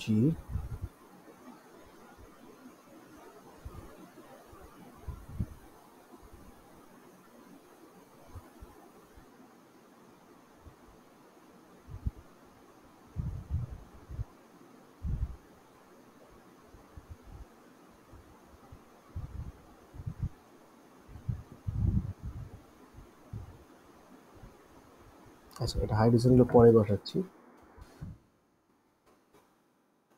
আচ্ছা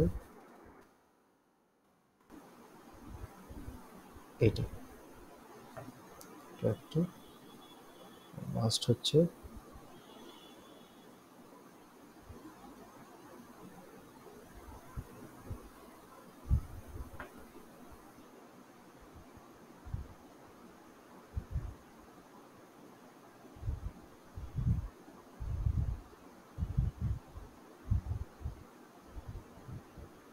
তাহলে EFGHI। আচ্ছা এই কটা যে কম্পাউন্ড হলো, এই কম্পাউন্ডের হাইপার কনজুগেটিং স্ট্রাকচার বলতে হবে।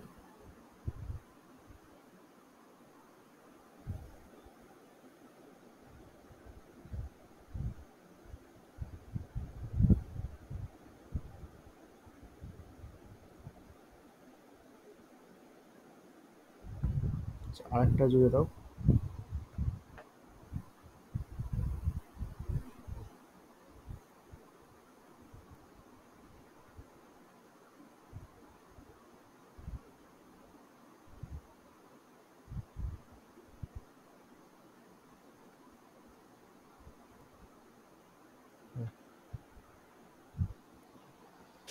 বলো এই কটা কোথায় কি হাইপার কনজুগেশন স্ট্রাকচার আছে বলতে হবে।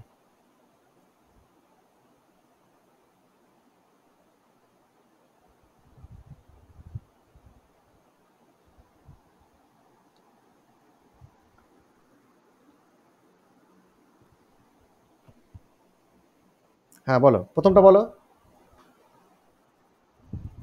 আচ্ছা বাকিটা একটু বলো, রেসপন্স করো এগুলো, হ্যাঁ প্র্যাকটিস হয়ে যাবে। প্রথমটা কথা হবে বলো।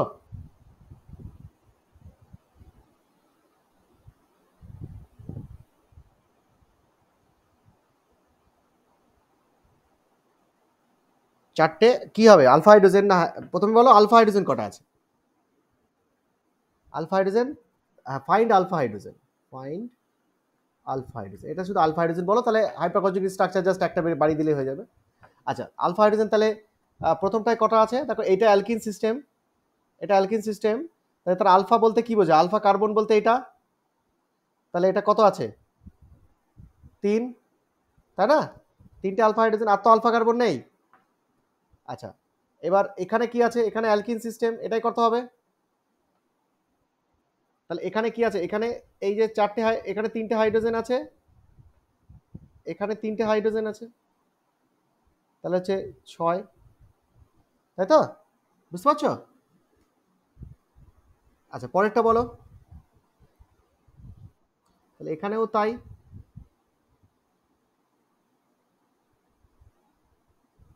তাহলে এখানে হচ্ছে 6। পরেরটা বলো। তাহলে এখানে hydrogen hydrogen hydrogen hydrogen hydrogen hydrogen, তাহলে এটাও অ্যান্সার 6। পরেরটা, এখানে শুধুমাত্র একটা আলফা হাইড্রোজেন আছে না, এখানে এগুলো সব আর, তাহলে এখানে একটা আলফা হাইড্রোজেন আছে, তাহলে 1 হয়েছে।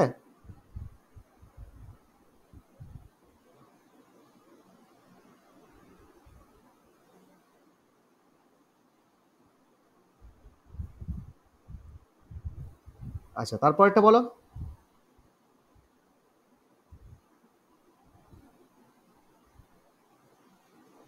পরেরটা বলো এফ। আচ্ছা এফ এ কি আছে, এখানে একটা হাইড্রোজেন আছে না, তাই না? তাহলে এটাই শুধুমাত্র হাইপার কনজুগেশন যাবে, এটা এক। পরেরটা বলো। আচ্ছা এদের তাহলে এখানে তো সব প্রত্যেকটা আলফা হাইড্রোজেন, আলফা কার্বন, হ্যাঁ এগুলো সব হাইড্রোজেন আছে।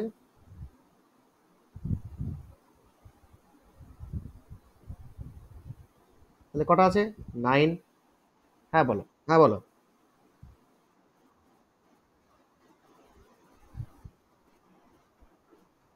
কোনটা বলো তো? ও আচ্ছা আচ্ছা, হ্যাঁ হ্যাঁ হ্যাঁ হ্যাঁ, এখানে একটা তো গন্ডগোল হলো। তারা আমি এটা স্পেসিফাই করে দিই। উম, দাঁড়াও, এটা তো, হ্যাঁ এটা এটা এখানে একটা নয়, সরি। এটা যদি আমরা হ্যাঁ কিছু নেই মানে ওটা আর, হ্যাঁ দাঁড়াও 1 মিনিট, এটা ভুল হয়েছে। এটা হচ্ছে এখানে হাইড্রোজেন, তাহলে এখানেও তো আছে। এগুলো যে কিছু লিখছি না মানে এগুলো সব মিথাইল গ্রুপ। তাহলে টোটাল কত হবে? 7। হ্যাঁ 7 হবে, ঠিক।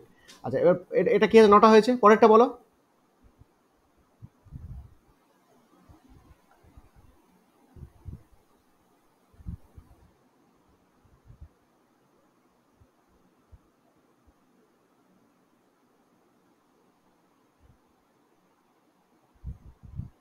বলো বলো বলো।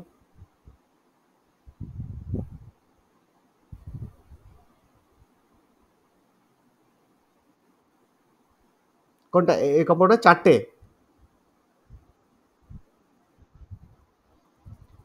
4টে তুমি পাচ্ছ কি করে? অসংখ্য তো আছে। আচ্ছা এই কার্বোক্যাটায়নটার আলফা কার্বন কোথায় কোথায় আছে? এখানে আছে কি না? তাহলে এটা এখানে 3টে আছে। আচ্ছা এবার এর এর সঙ্গে এই যে কার্বনটা আছে, এই কার্বনটা কি আছে? sp3 না? হ্যাঁ এটা sp3 তো, তাহলে এটা হাইড্রোজেন। আর বলো। এবার এই কার্বোক্যাটনে হয়ে গেল 4টে, তাই না? এবার অ্যালকিন গুলো দেখো, এখানে এখানে হাইড্রোজেন আছে তো দুটো, এখানে হাইড্রোজেন আছে দুটো, আছে তো? আচ্ছা এখানে দুটো, টোটাল হাইড্রোজেন কটা হলো? তার মানে হাইপার কনজুগেশনে এই অ্যালকিন গুলোর আলফা ধরতে হবে, এগুলোর আলফা গুলো ধরতে হবে, আর এই কার্বোক্যাটনের আলফা গুলো ধরতে হবে। তাহলে প্রত্যেকটার আলফায় কটা আছে টোটাল? টোটাল আছে কটা? 4 4 4 আর 6 7 8 9 10টা, তাই না? 10। তাহলে 10 আলফা হাইড্রোজেন এখানে আছে। ঠিক আছে, এগুলো ভালো করে চোখ কান খুলে রেখে হিসেবগুলো করতে হবে, কিন্তু এইগুলো দেয় কিন্তু, হ্যাঁ তখন কিন্তু ওই ভুল হয়ে গেলে কিন্তু মুশকিল হয়ে যাবে। আচ্ছা এবার বলো, এইটা পরেরটা বলো।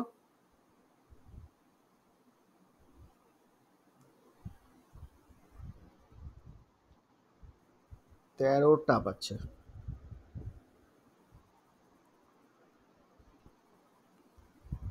বলো বলো বলো।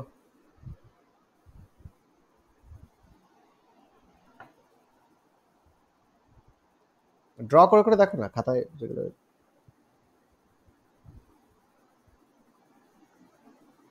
কোথায় কোথায় হাইপার কনজুগেশন আছে সেটা খুঁজে বার করতে পারি। এইখানে একটা, এই একটা, এই একটা ক্যাটায়ন আছে, এই একটা রেডিকাল আছে, এই একটা অ্যালকিন আছে, এই একটা অ্যালকিন আছে, এই একটা অ্যালকিন আছে। এবার এদের আলফা খুঁজতে হবে। বলো। দেখো আমি দেখাচ্ছি, এই কার্বোক্যাটনটা দেখো, কার্বোক্যাটনের এইটা আলফা তো। দাঁড়াও, এত অ্যান্সার হলে তো মুশকিল। তাহলে এইটা দুটো হাইড্রোজেন আছে, তাহলে এটা কি আছে? এটাও দুটো হাইড্রোজেন আছে না? আছে কি না? এগুলো সব sp3 তো। আচ্ছা, আচ্ছা এইটাও sp3 রিং এর, যেটা এখানে একটা হাইড্রোজেন আছে, হলো। তাহলে এই এই হাইড্রোজেনটা কি কাজে লাগবে? এটা কিন্তু কার্বোক্যাটায়নে কিন্তু নয়, কার্বোকার্বনের সঙ্গে কনজুগেশনে যাবে না এই হাইড্রোজেনটা, এটা যাবে অ্যালকিনের সঙ্গে, তাই না? আচ্ছা, এবার অ্যালকিনের সঙ্গে আরো এইখানে কটা আছে? দুটো, তাই তো? এখানে আছে দুটো, এখানে আছে দুটো, তাই তো?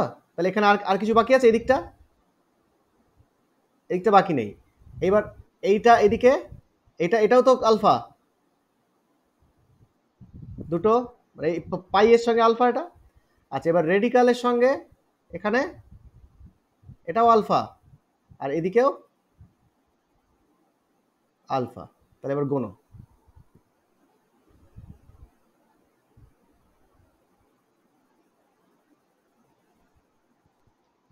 হুম, দেখো আর কোনো মিসিং আছে কিনা।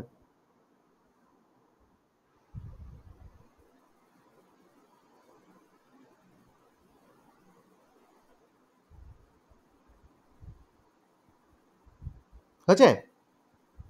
কটা হচ্ছে? 18টা হচ্ছে তো? তাহলে 18 অ্যান্সার হবে। বুঝেছো? ক্লিয়ার? তাহলে তোমার অ্যালকিন সিস্টেম বা রেডিকাল বা ক্যাটায়ন যদি থাকে, তার আলফা কার্বনকে হিসেব করতে হবে। বুঝতে পারছো? এবার পরেরটা বলো।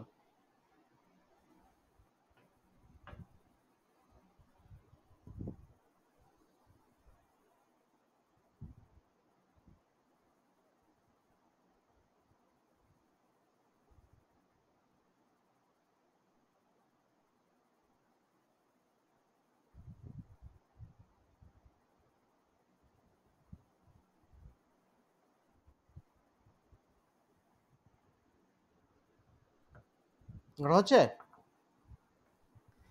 তো দেখো এখানে তো তিনটে আছে। আচ্ছা, এটা সব তো অ্যালকিন সিস্টেম, তাই তো? তাহলে অ্যালকিন সিস্টেমের মানে, এই অ্যালকিন সিস্টেমের এটা হচ্ছে আলফা। আচ্ছা, এই অ্যালকিন সিস্টেমের এটা কি? আলফা। এবারে দাঁড়াও, এটা পরিষ্কার করে লেখা যাক। তাহলে এখানে, তাহলে কটা হচ্ছে? তাহলে এখানে হচ্ছে হাইড্রোজেন হাইড্রোজেন হাইড্রোজেন, তাই তো? আচ্ছা, এবার এখানে আলফা কোনটা? এটা তো হাইড্রোজেন। আচ্ছা, এই অ্যালকিনের আলফা কোনটা? এটা। তাহলে এখানে কটা? হাইড্রোজেন। তাহলে কত? 3 2 5 6 7 8 9, তাই না? আর আছে? তাহলে এই যে রিং এর সঙ্গে যে পাই আছে, তার আলফা, প্রত্যেকটা আলফা আমরা স্পেসিফাই করলাম। একটা আলফা, একটা আলফা, একটা আলফা, আর একটা আলফা, মানে টোটাল এই চারটে আলফা আছে, টোটাল 9। হ্যাঁ, তাহলে হচ্ছে যে নাম্বারের কোশ্চেন। তাহলে বুঝতে পারছো নাম্বার অফ আলফা হাইড্রোজেন কি করে ক্যালকুলেট করতে হবে? ঠিক আছে? হ্যাঁ, এবার দেখো এইরকম একটা স্ট্রাকচার দিয়ে দিল, দিয়ে তোমার কিন্তু ক্যালকুলেট করতে বলবে এরকম বড় বড় স্ট্রাকচার দিয়ে। তখন কিন্তু এত খুব কেয়ারফুলি তোমাকে দেখতে হবে কোথায় কোথায় এরকম পাই, রেডিকাল, অ্যানায়ন এগুলো আছে, ক্যাটায়ন এগুলো আছে। দেখে তার আলফাটাকে খুব সুন্দর করে আগে এরকমভাবে লিখে নেবে, যেখানে যেখানে আলফা আছে ভালো করে ঠান্ডা মাথায় করবে, নাহলে কিন্তু ক্যালকুলেশনে ভুল হওয়ার চান্স কিন্তু প্রবল, কারণ কোশ্চেন কিন্তু খুব সহজ, শুধু ক্যালকুলেশন করতে গিয়ে নাম্বারটা পাবে না ভুল করলে। ঠিক আছে?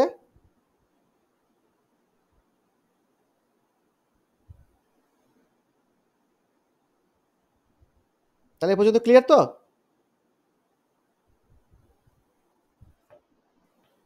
ওকে।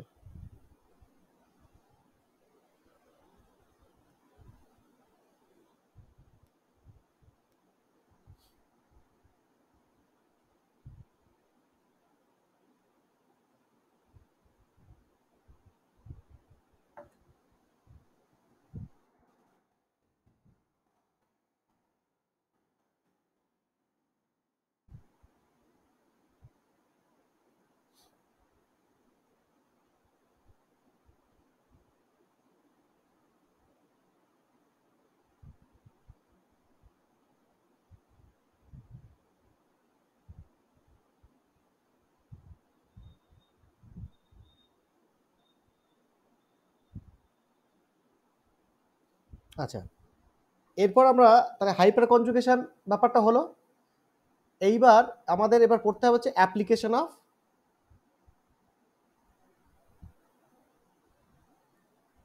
Hyper conjugation.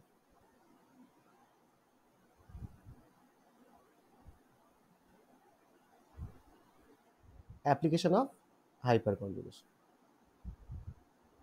Application of hyper conjugation. ঠিক আছে, হেডিং দাও অ্যাপ্লিকেশনস অফ হাইপার কনজুগেশন। প্রথমেই আমরা যেটা করব সেটা হচ্ছে স্টেবিলিটি অফ অ্যালকিন।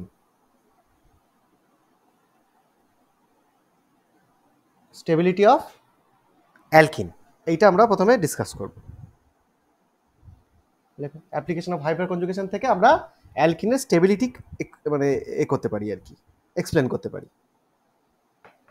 ঠিক আছে, ওকে। আচ্ছা দেখো, অ্যাপ্লিকেশন অফ হাইপার কনজুগেশনে যদি আমরা স্টেবিলিটি অফ অ্যালকিন বলি, তো স্টেবিলিটি বেশি হবে যত number of hyper conjugating structure বেশি হবে। মানে হাইপার কনজুগেটিং স্ট্রাকচার যত বেশি হবে তত স্টেবিলিটি বেশি হবে। তাহলে এবার number of hyper conjugating structure আবার কখন বেশি হবে?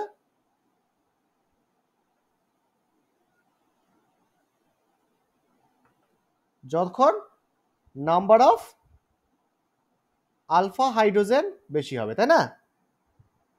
তাহলে নাম্বার অফ আলফা হাইড্রোজেন যত বাড়বে তত তোমার number of hyper conjugating structure বাড়বে, আর number of hyper conjugating structure যত বাড়বে তত স্টেবিলিটি বাড়বে। বুঝতে পেরেছো?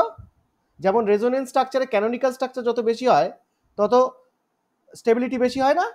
যত রেজোনেন্সে নাম্বার অফ ক্যানোনিক্যাল স্ট্রাকচার বেশি হবে তত সেই কম্পাউন্ডটা তত বেশি স্টেবল হয়, এটা আমরা পড়েছি। তেমনি হাইপার কনজুগেশনে যতগুলো হাইপার কনজুগেটিং স্ট্রাকচার হবে তত তার স্টেবিলিটি বেশি হবে। এবার হাইপার কনজুগেটিং স্ট্রাকচার কখন বেশি হবে? যত নাম্বার অফ আলফা হাইড্রোজেন বেশি হবে। ক্লিয়ার?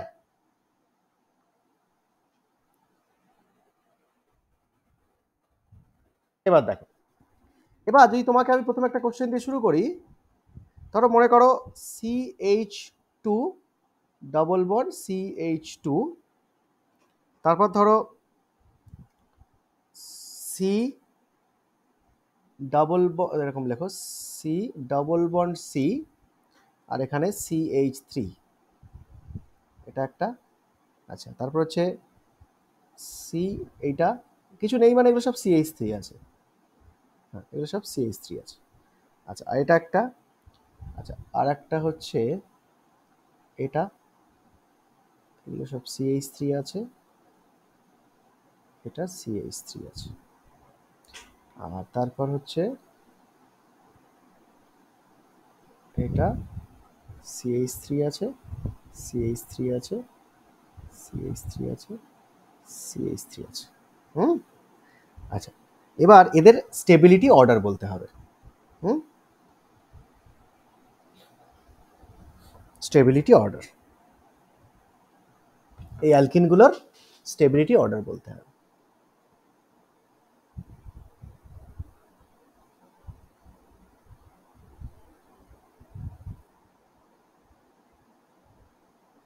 তাহলে প্রথমে আমি কি খুঁজবো বলো? Alpha hydrogen. তাহলে আলফা হাইড্রোজেন কি পাচ্ছ আমাকে একটু অ্যান্সার দাও।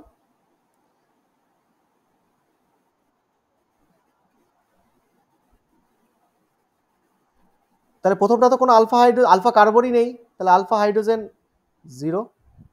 আচ্ছা পরেরটা 3টে আলফা হাইড্রোজেন আছে, তারপরেরটা 6টা আছে, তারপরেরটা 9টা আছে, এই 9টা, তারপরেরটা 12টা। তাহলে এখানে নাম্বার অফ আলফা হাইড্রোজেন যদি এই হয় অর্ডার, তাহলে আমার দরকারই নেই, তাও আমি করে দিচ্ছি number of hyper conjugating structure কত হচ্ছে তাহলে? তাহলে এটা কত? 0ই থাকবে না? No alpha hydrogen, no hyper conjugating structure, এটা কত হবে? 4, এটা 7, এটা 10, এটা 13। বুঝতে পারছো? এটা তাই তো হবে। স্টেবিলিটি কি হবে?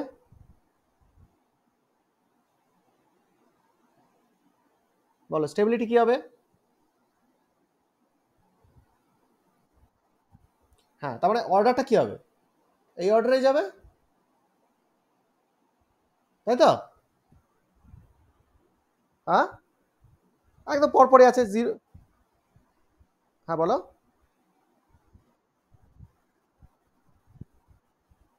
না, এটা আমি আগেই বলেছি, নাম্বার অফ আলফা হাইড্রোজেন যদি জিরো হয় তাহলে তার তো হাইপার কনজুগেশনই নেই, আছে? হাইপার কনজুগেশনই না থাকলে হাইপার কনজুগেশন কনসেপ্টটাই ওখানে অ্যাপ্লিকেবল নয়, তাহলে number of hyper conjugating structure কটা হবে, জিরো হবে। এই যে আমরা একটু আগে করলাম না, এই যে এই কোশ্চেনটা দেখো, এই যে স্টার দিয়ে দিয়েছি নো হাইপার কনজুগেশন, তাহলে এখানে zero number of alpha hydrogen, তাহলে হাইপার কনজুগেটিং স্ট্রাকচারও জিরো হবে, বুঝেছো? ওখানে অ্যাপ্লিকেবলই নয় কনসেপ্টটা, তো তুমি ফর্মুলা কি করে অ্যাপ্লাই করবে? ঠিক আছে, তাহলে স্টেবিলিটি বোঝা গেল তো হাইপার কনজুগেশন দিয়ে।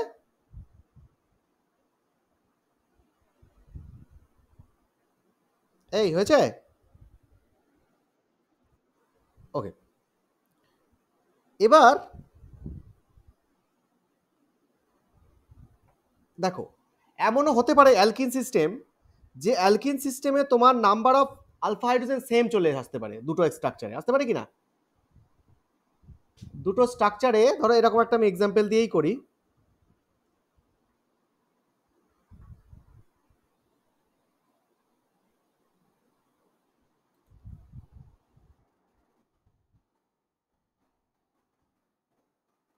দেখো পরে একটা কোশ্চেন করো, দেখো এইটা যদি করো দেখিতে,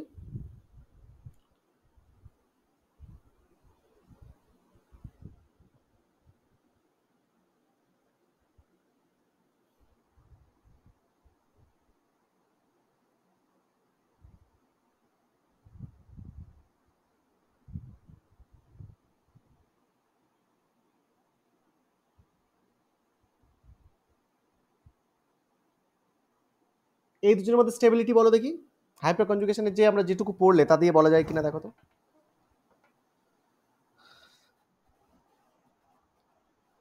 দেখো নাম্বার অফ আলফা হাইড্রোজেন দিয়ে বলা যাচ্ছে কিনা, দেখো কটা আছে, দুটোতেই ছটা করে আছে, দুটোতেই ছটা করে আছে, দুটোতেই যদি ছটা করে থাকে তাহলে কি হবে, তাহলে কি এক্সপ্লেন করা যাচ্ছে এটা দিয়ে, যখন হোয়েন আলফা হাইড্রোজেন সেম, তখন আমাকে পরের পার্টে চলে যেতে হবে, যে স্টেবিলিটি সেম, তারপর দেখতে হবে try stability of C minus.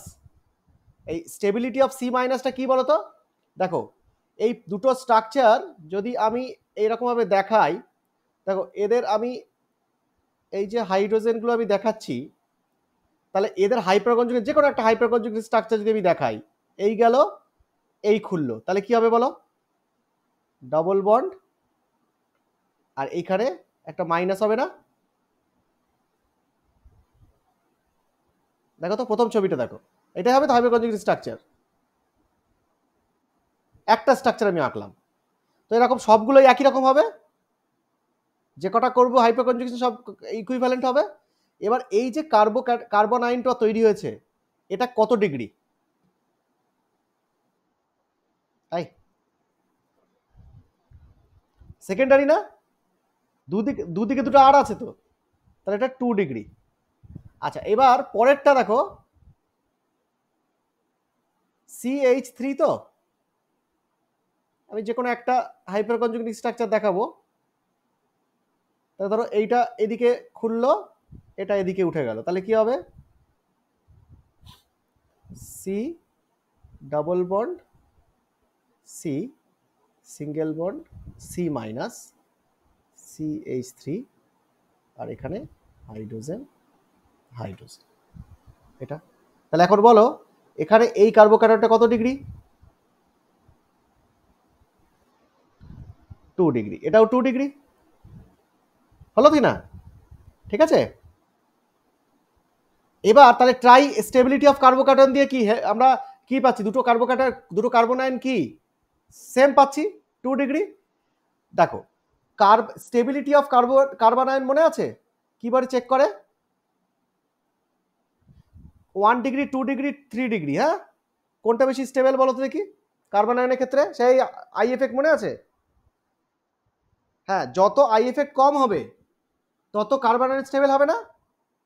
কারণ যত আই এফেক্ট বেশি হয়ে যাবে তত কার্বন আয়নকে তো আরো ইলেকট্রন ডোনেট করে দেবে, তাই তো? যত ডিগ্রি বাড়বে, ধরো মনে করো 3 ডিগ্রি মানে কি এই তো, আর 2 ডিগ্রি মানে কি এটা, আর 1 ডিগ্রি মানে এটা। তাহলে এখন বলো কোনটার প্লাস আই এফেক্ট বেশি আছে? 3 ডিগ্রি। তাহলে প্লাস আই এফেক্ট বেড়ে গেলে কার্বন আয়ন কি হয়ে যায়? স্টেবল না আনস্টেবল? আনস্টেবল। তাহলে স্টেবিলিটি কমে যায়। তাহলে 3 ডিগ্রি কার্বন আয়ন সবচেয়ে আনস্টেবল, আর সবচেয়ে স্টেবল হচ্ছে 1 ডিগ্রি। তাহলে স্টেবিলিটি অফ কার্বন আয়ন কি হয়? 1 degree greater than 2 degree greater than 3 degree carbon ion. তাহলে এখানে আমি যে দুটো প্রবলেম দিয়েছি দুটোতেই কি পেয়েছি? 2 ডিগ্রি কার্বন আয়ন। তাহলে দুজনের কার্বন আয়নের স্টেবিলিটি কি সেম তো? তাহলে এখানেও এটা কি হয়ে গেল? এটাও ইফ সেম, যদি এটা সেম চলে আসে তখন আমাকে দেখতে হবে স্টেরিক ক্রাউডিং। এবার স্টেরিক ক্রাউডিং দেখো, এটা কি ট্রান্স আর এটা কি সিস। কোথায় স্টেরিক ক্রাউডিং বেশি আছে? তাহলে আমরা যদি স্টেরিক ক্রাউডিং দেখি, স্টেরিক ক্রাউডিং দেখি,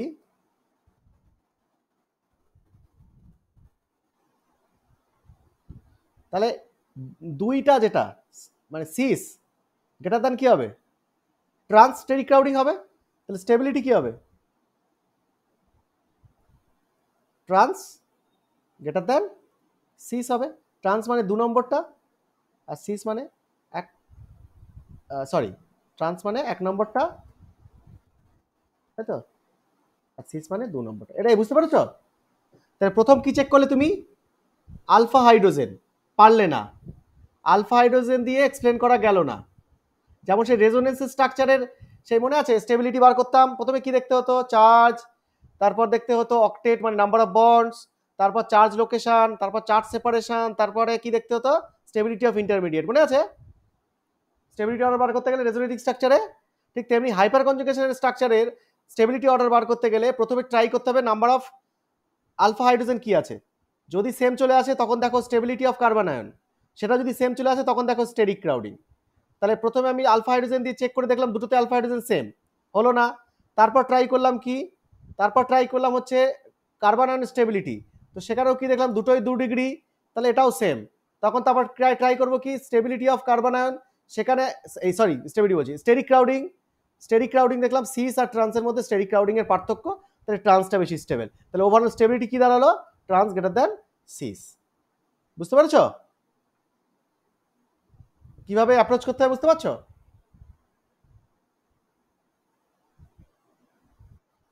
তাহলে এবার আমাকে, আমি যদি এখানে পুরো পরিষ্কার করে লিখি, তাহলে প্রায়োরিটি অর্ডার,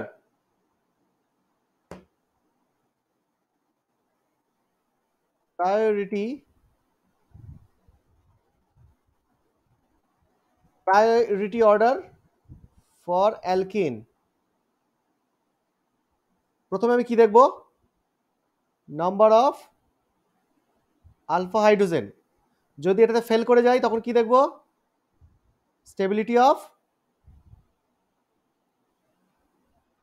কার্বন আয়ন। এটা যদি ফেল করে যায় তারপর দেখব স্টেরিক ক্রাউডিং।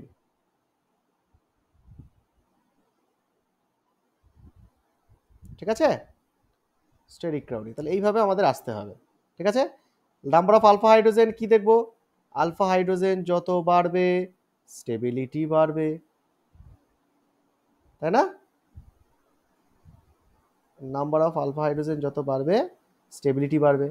আর কার্বোকার্বনের স্টেবিলিটি কি হবে? কার্বন আয়নের 1 degree greater than 2 degree greater than 3 degree. আর স্টেরিক ক্রাউডিং কি হবে? Cis cis greater than trans, এটা হচ্ছে ক্রাউডিং। আর স্টেবিলিটি উল্টো হয়ে যাবে, ক্রাউডিং হচ্ছে সিস গ্রেটার দ্যান ট্রান্স। মনে থাকবে?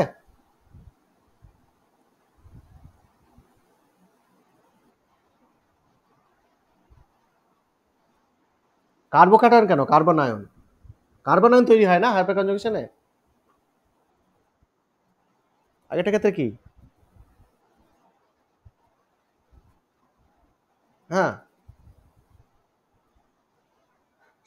সেটা পরের ব্যাপার। আগে অ্যালকিনটা দেখো, অ্যালকিনটা আমরা এখন ডিসকাস করছি। অ্যালকিন দেখো, স্টেবিলিটি অফ অ্যালকিন, এর মধ্যে কার্বোকার্বন ঢুকিয়ে দিও না, অ্যালকিনটা তুমি আগে বোঝো। হয়েছে?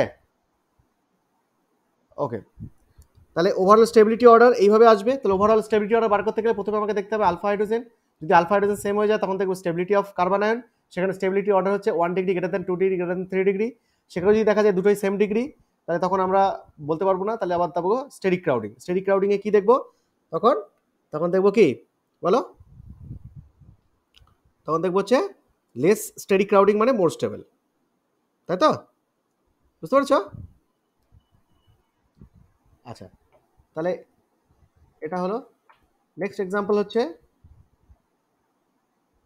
তাহলে আলটিমেটলি কি দাঁড়াচ্ছে? এটা, এটা, এটা আর এটা, এই তিনটে জিনিসের মধ্যে বলো কি অর্ডার হবে?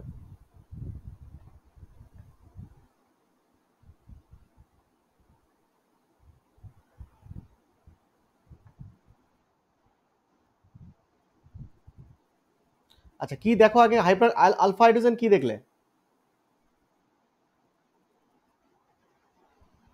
তাহলে এখানে এখানে তো এখানে 6টা আছে, পরেরটা এখানে 3টে, এখানে 3টে, তাহলে 6টা, এখানে 3টে, এখানে 3টে, 6টা, আর এটায় এই দুটো অনলি, তাই না? তাহলে দুটো হয়ে গেল। তাহলে এবার যদি বলি তাহলে সবচেয়ে লিস্ট স্টেবল কোনটা? এইটা, তাই না? এবার এই তিনজন, ছয় ছয় যে তিনজন হয়েছে, এই যে এরা সেম এসছে প্রথমটা, এবার সেকেন্ড কি এফেক্ট লাগাবো এর মধ্যে? হ্যাঁ, তা কার্বনের স্টেবিলিটি যদি হয়, এখানে একটা হাইড্রোজেন দিয়ে দেখো, তাহলে এটা যদি খোলে তাহলে কত ডিগ্রি কার্বন আয়ন তৈরি হবে? হ্যাঁ, তাহলে এখানে কার্বন আয়ন যদি করি আমি, তাহলে এখানে 1 ডিগ্রি হবে। আর এটাতে কি হবে? এখানে যদি একটা হাইড্রোজেন থাকে তাহলে কি করবে সে? এরকম করবে, এখানে খুলবে, তাহলে কেমন তৈরি হবে ছবিটা? এটা হবে না? কত ডিগ্রি? 2 ডিগ্রি। এটা, এখানে একটা হাইড্রোজেন যদি দেখি, তাহলে এখানে এটা খুলছে, তাহলে এইভাবে, তাহলে কত হলো? এই,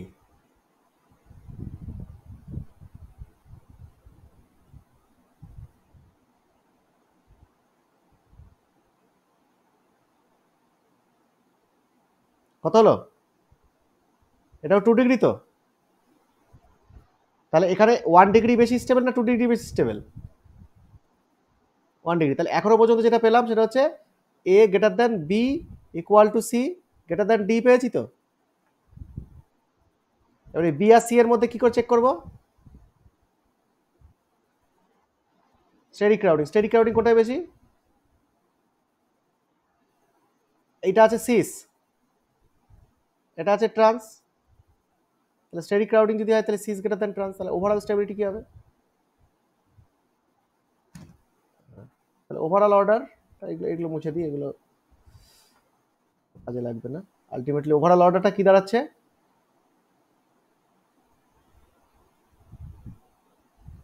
তাহলে A greater than B greater than C greater than D.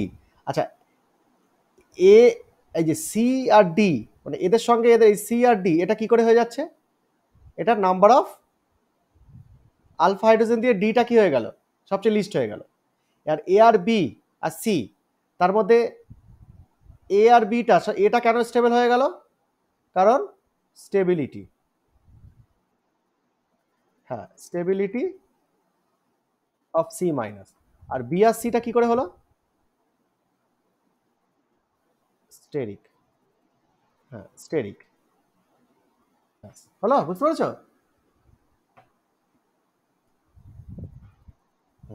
তাহলে এইটা আমাদের মাথায় রাখতে হবে। ঠিক আছে, তাহলে আজকে আমরা এখানেই ছেড়ে দেবো। তাহলে এইটা হচ্ছে আমাদের হলো হাইপার কনজুগেশনের এই পার্টটা হলো। এবার নেক্সট আমাদের আরেকটা কয়েকটা জিনিস করতে হবে, যে কনজুগেটেড এবং আইসোলেটেড এবং কিউমুলেটিভ যদি কম্পাউন্ড হয় তাহলে তাদের ক্ষেত্রে কিভাবে হাইপার কনজুগেশনটা অ্যাপ্লাই হবে। আর তারপর আমরা এরপর পড়বো হচ্ছে রিভার্স হাইপার কনজুগেশন। হ্যাঁ, আমরা হাইপার কনজুগেশন পড়লাম, এরপর পড়তে হবে রিভার্স হাইপার কনজুগেশন, সেটা অল্প একটু আছে। এই রিভার্স হাইপার কনজুগেশন পড়লে আমাদের শেষ হয়ে যাবে, হয়ে গেলে আমাদের জিওসির মেন পার্টটা শেষ হয়ে যাবে। নেক্সট আমরা না আরেকটা জিনিস করতে হবে, সেটা হচ্ছে কম্পেয়ার। এই যে এতদিন ধরে যে আলাদা আলাদা করে পড়লাম, ইন্ডাকটিভ এফেক্ট, রেজোনেন্স এবং হাইপার কনজুগেশন, তিনটে যে আলাদা আলাদা করে পড়লাম, কিন্তু কোনো কম্পাউন্ড যখন দেবে তিনটে জিনিসই তো একসঙ্গে থাকবে, আই এফেক্টও থাকবে, আর এফেক্টও থাকবে, আবার ওই হাইপার কনজুগেশনও থাকবে। তাহলে যখন এই তিনটে জিনিস একসাথে থাকবে তখন কোনটা মোর প্রমিনেন্ট, কোনটা লেস প্রমিনেন্ট, এবং কোনটা বেশি, মানে কোনটার জন্য স্টেবিলিটি বাড়বে, কোনটার জন্য স্টেবিলিটি কমবে, এই পুরো তিনটে একসঙ্গে অ্যাপ্লাই করতে হবে। অ্যাপ্লাই করে মানে কম্পেয়ার বিটুইন দিস ইয়ে তো করে এবার আলটিমেটলি আমাদের স্টেবিলিটি ব্যাখ্যা করতে হবে, করলে আমাদের জিওসিটা শেষ হয়ে যাবে। আর তারপর আমরা ওই এদের অ্যাপ্লিকেশন হিসেবে খুব খুব ইম্পর্টেন্ট জিনিস যেগুলো হচ্ছে অ্যাসিড বেস ভীষণ ইম্পর্টেন্ট, এবং অ্যারোমেটিসিটি তো তুলনা নেই, এতটাই ইম্পর্টেন্ট। হ্যাঁ, কোশ্চেন তো থাকেই যে কোনো পরীক্ষায়। তো এই জিনিসটা করলে আমাদের জিওসির এই পার্টটা শেষ হয়ে যাবে। ঠিক আছে, তাহলে আজকে আমরা এখানে ছেড়ে দিচ্ছি। Thank you.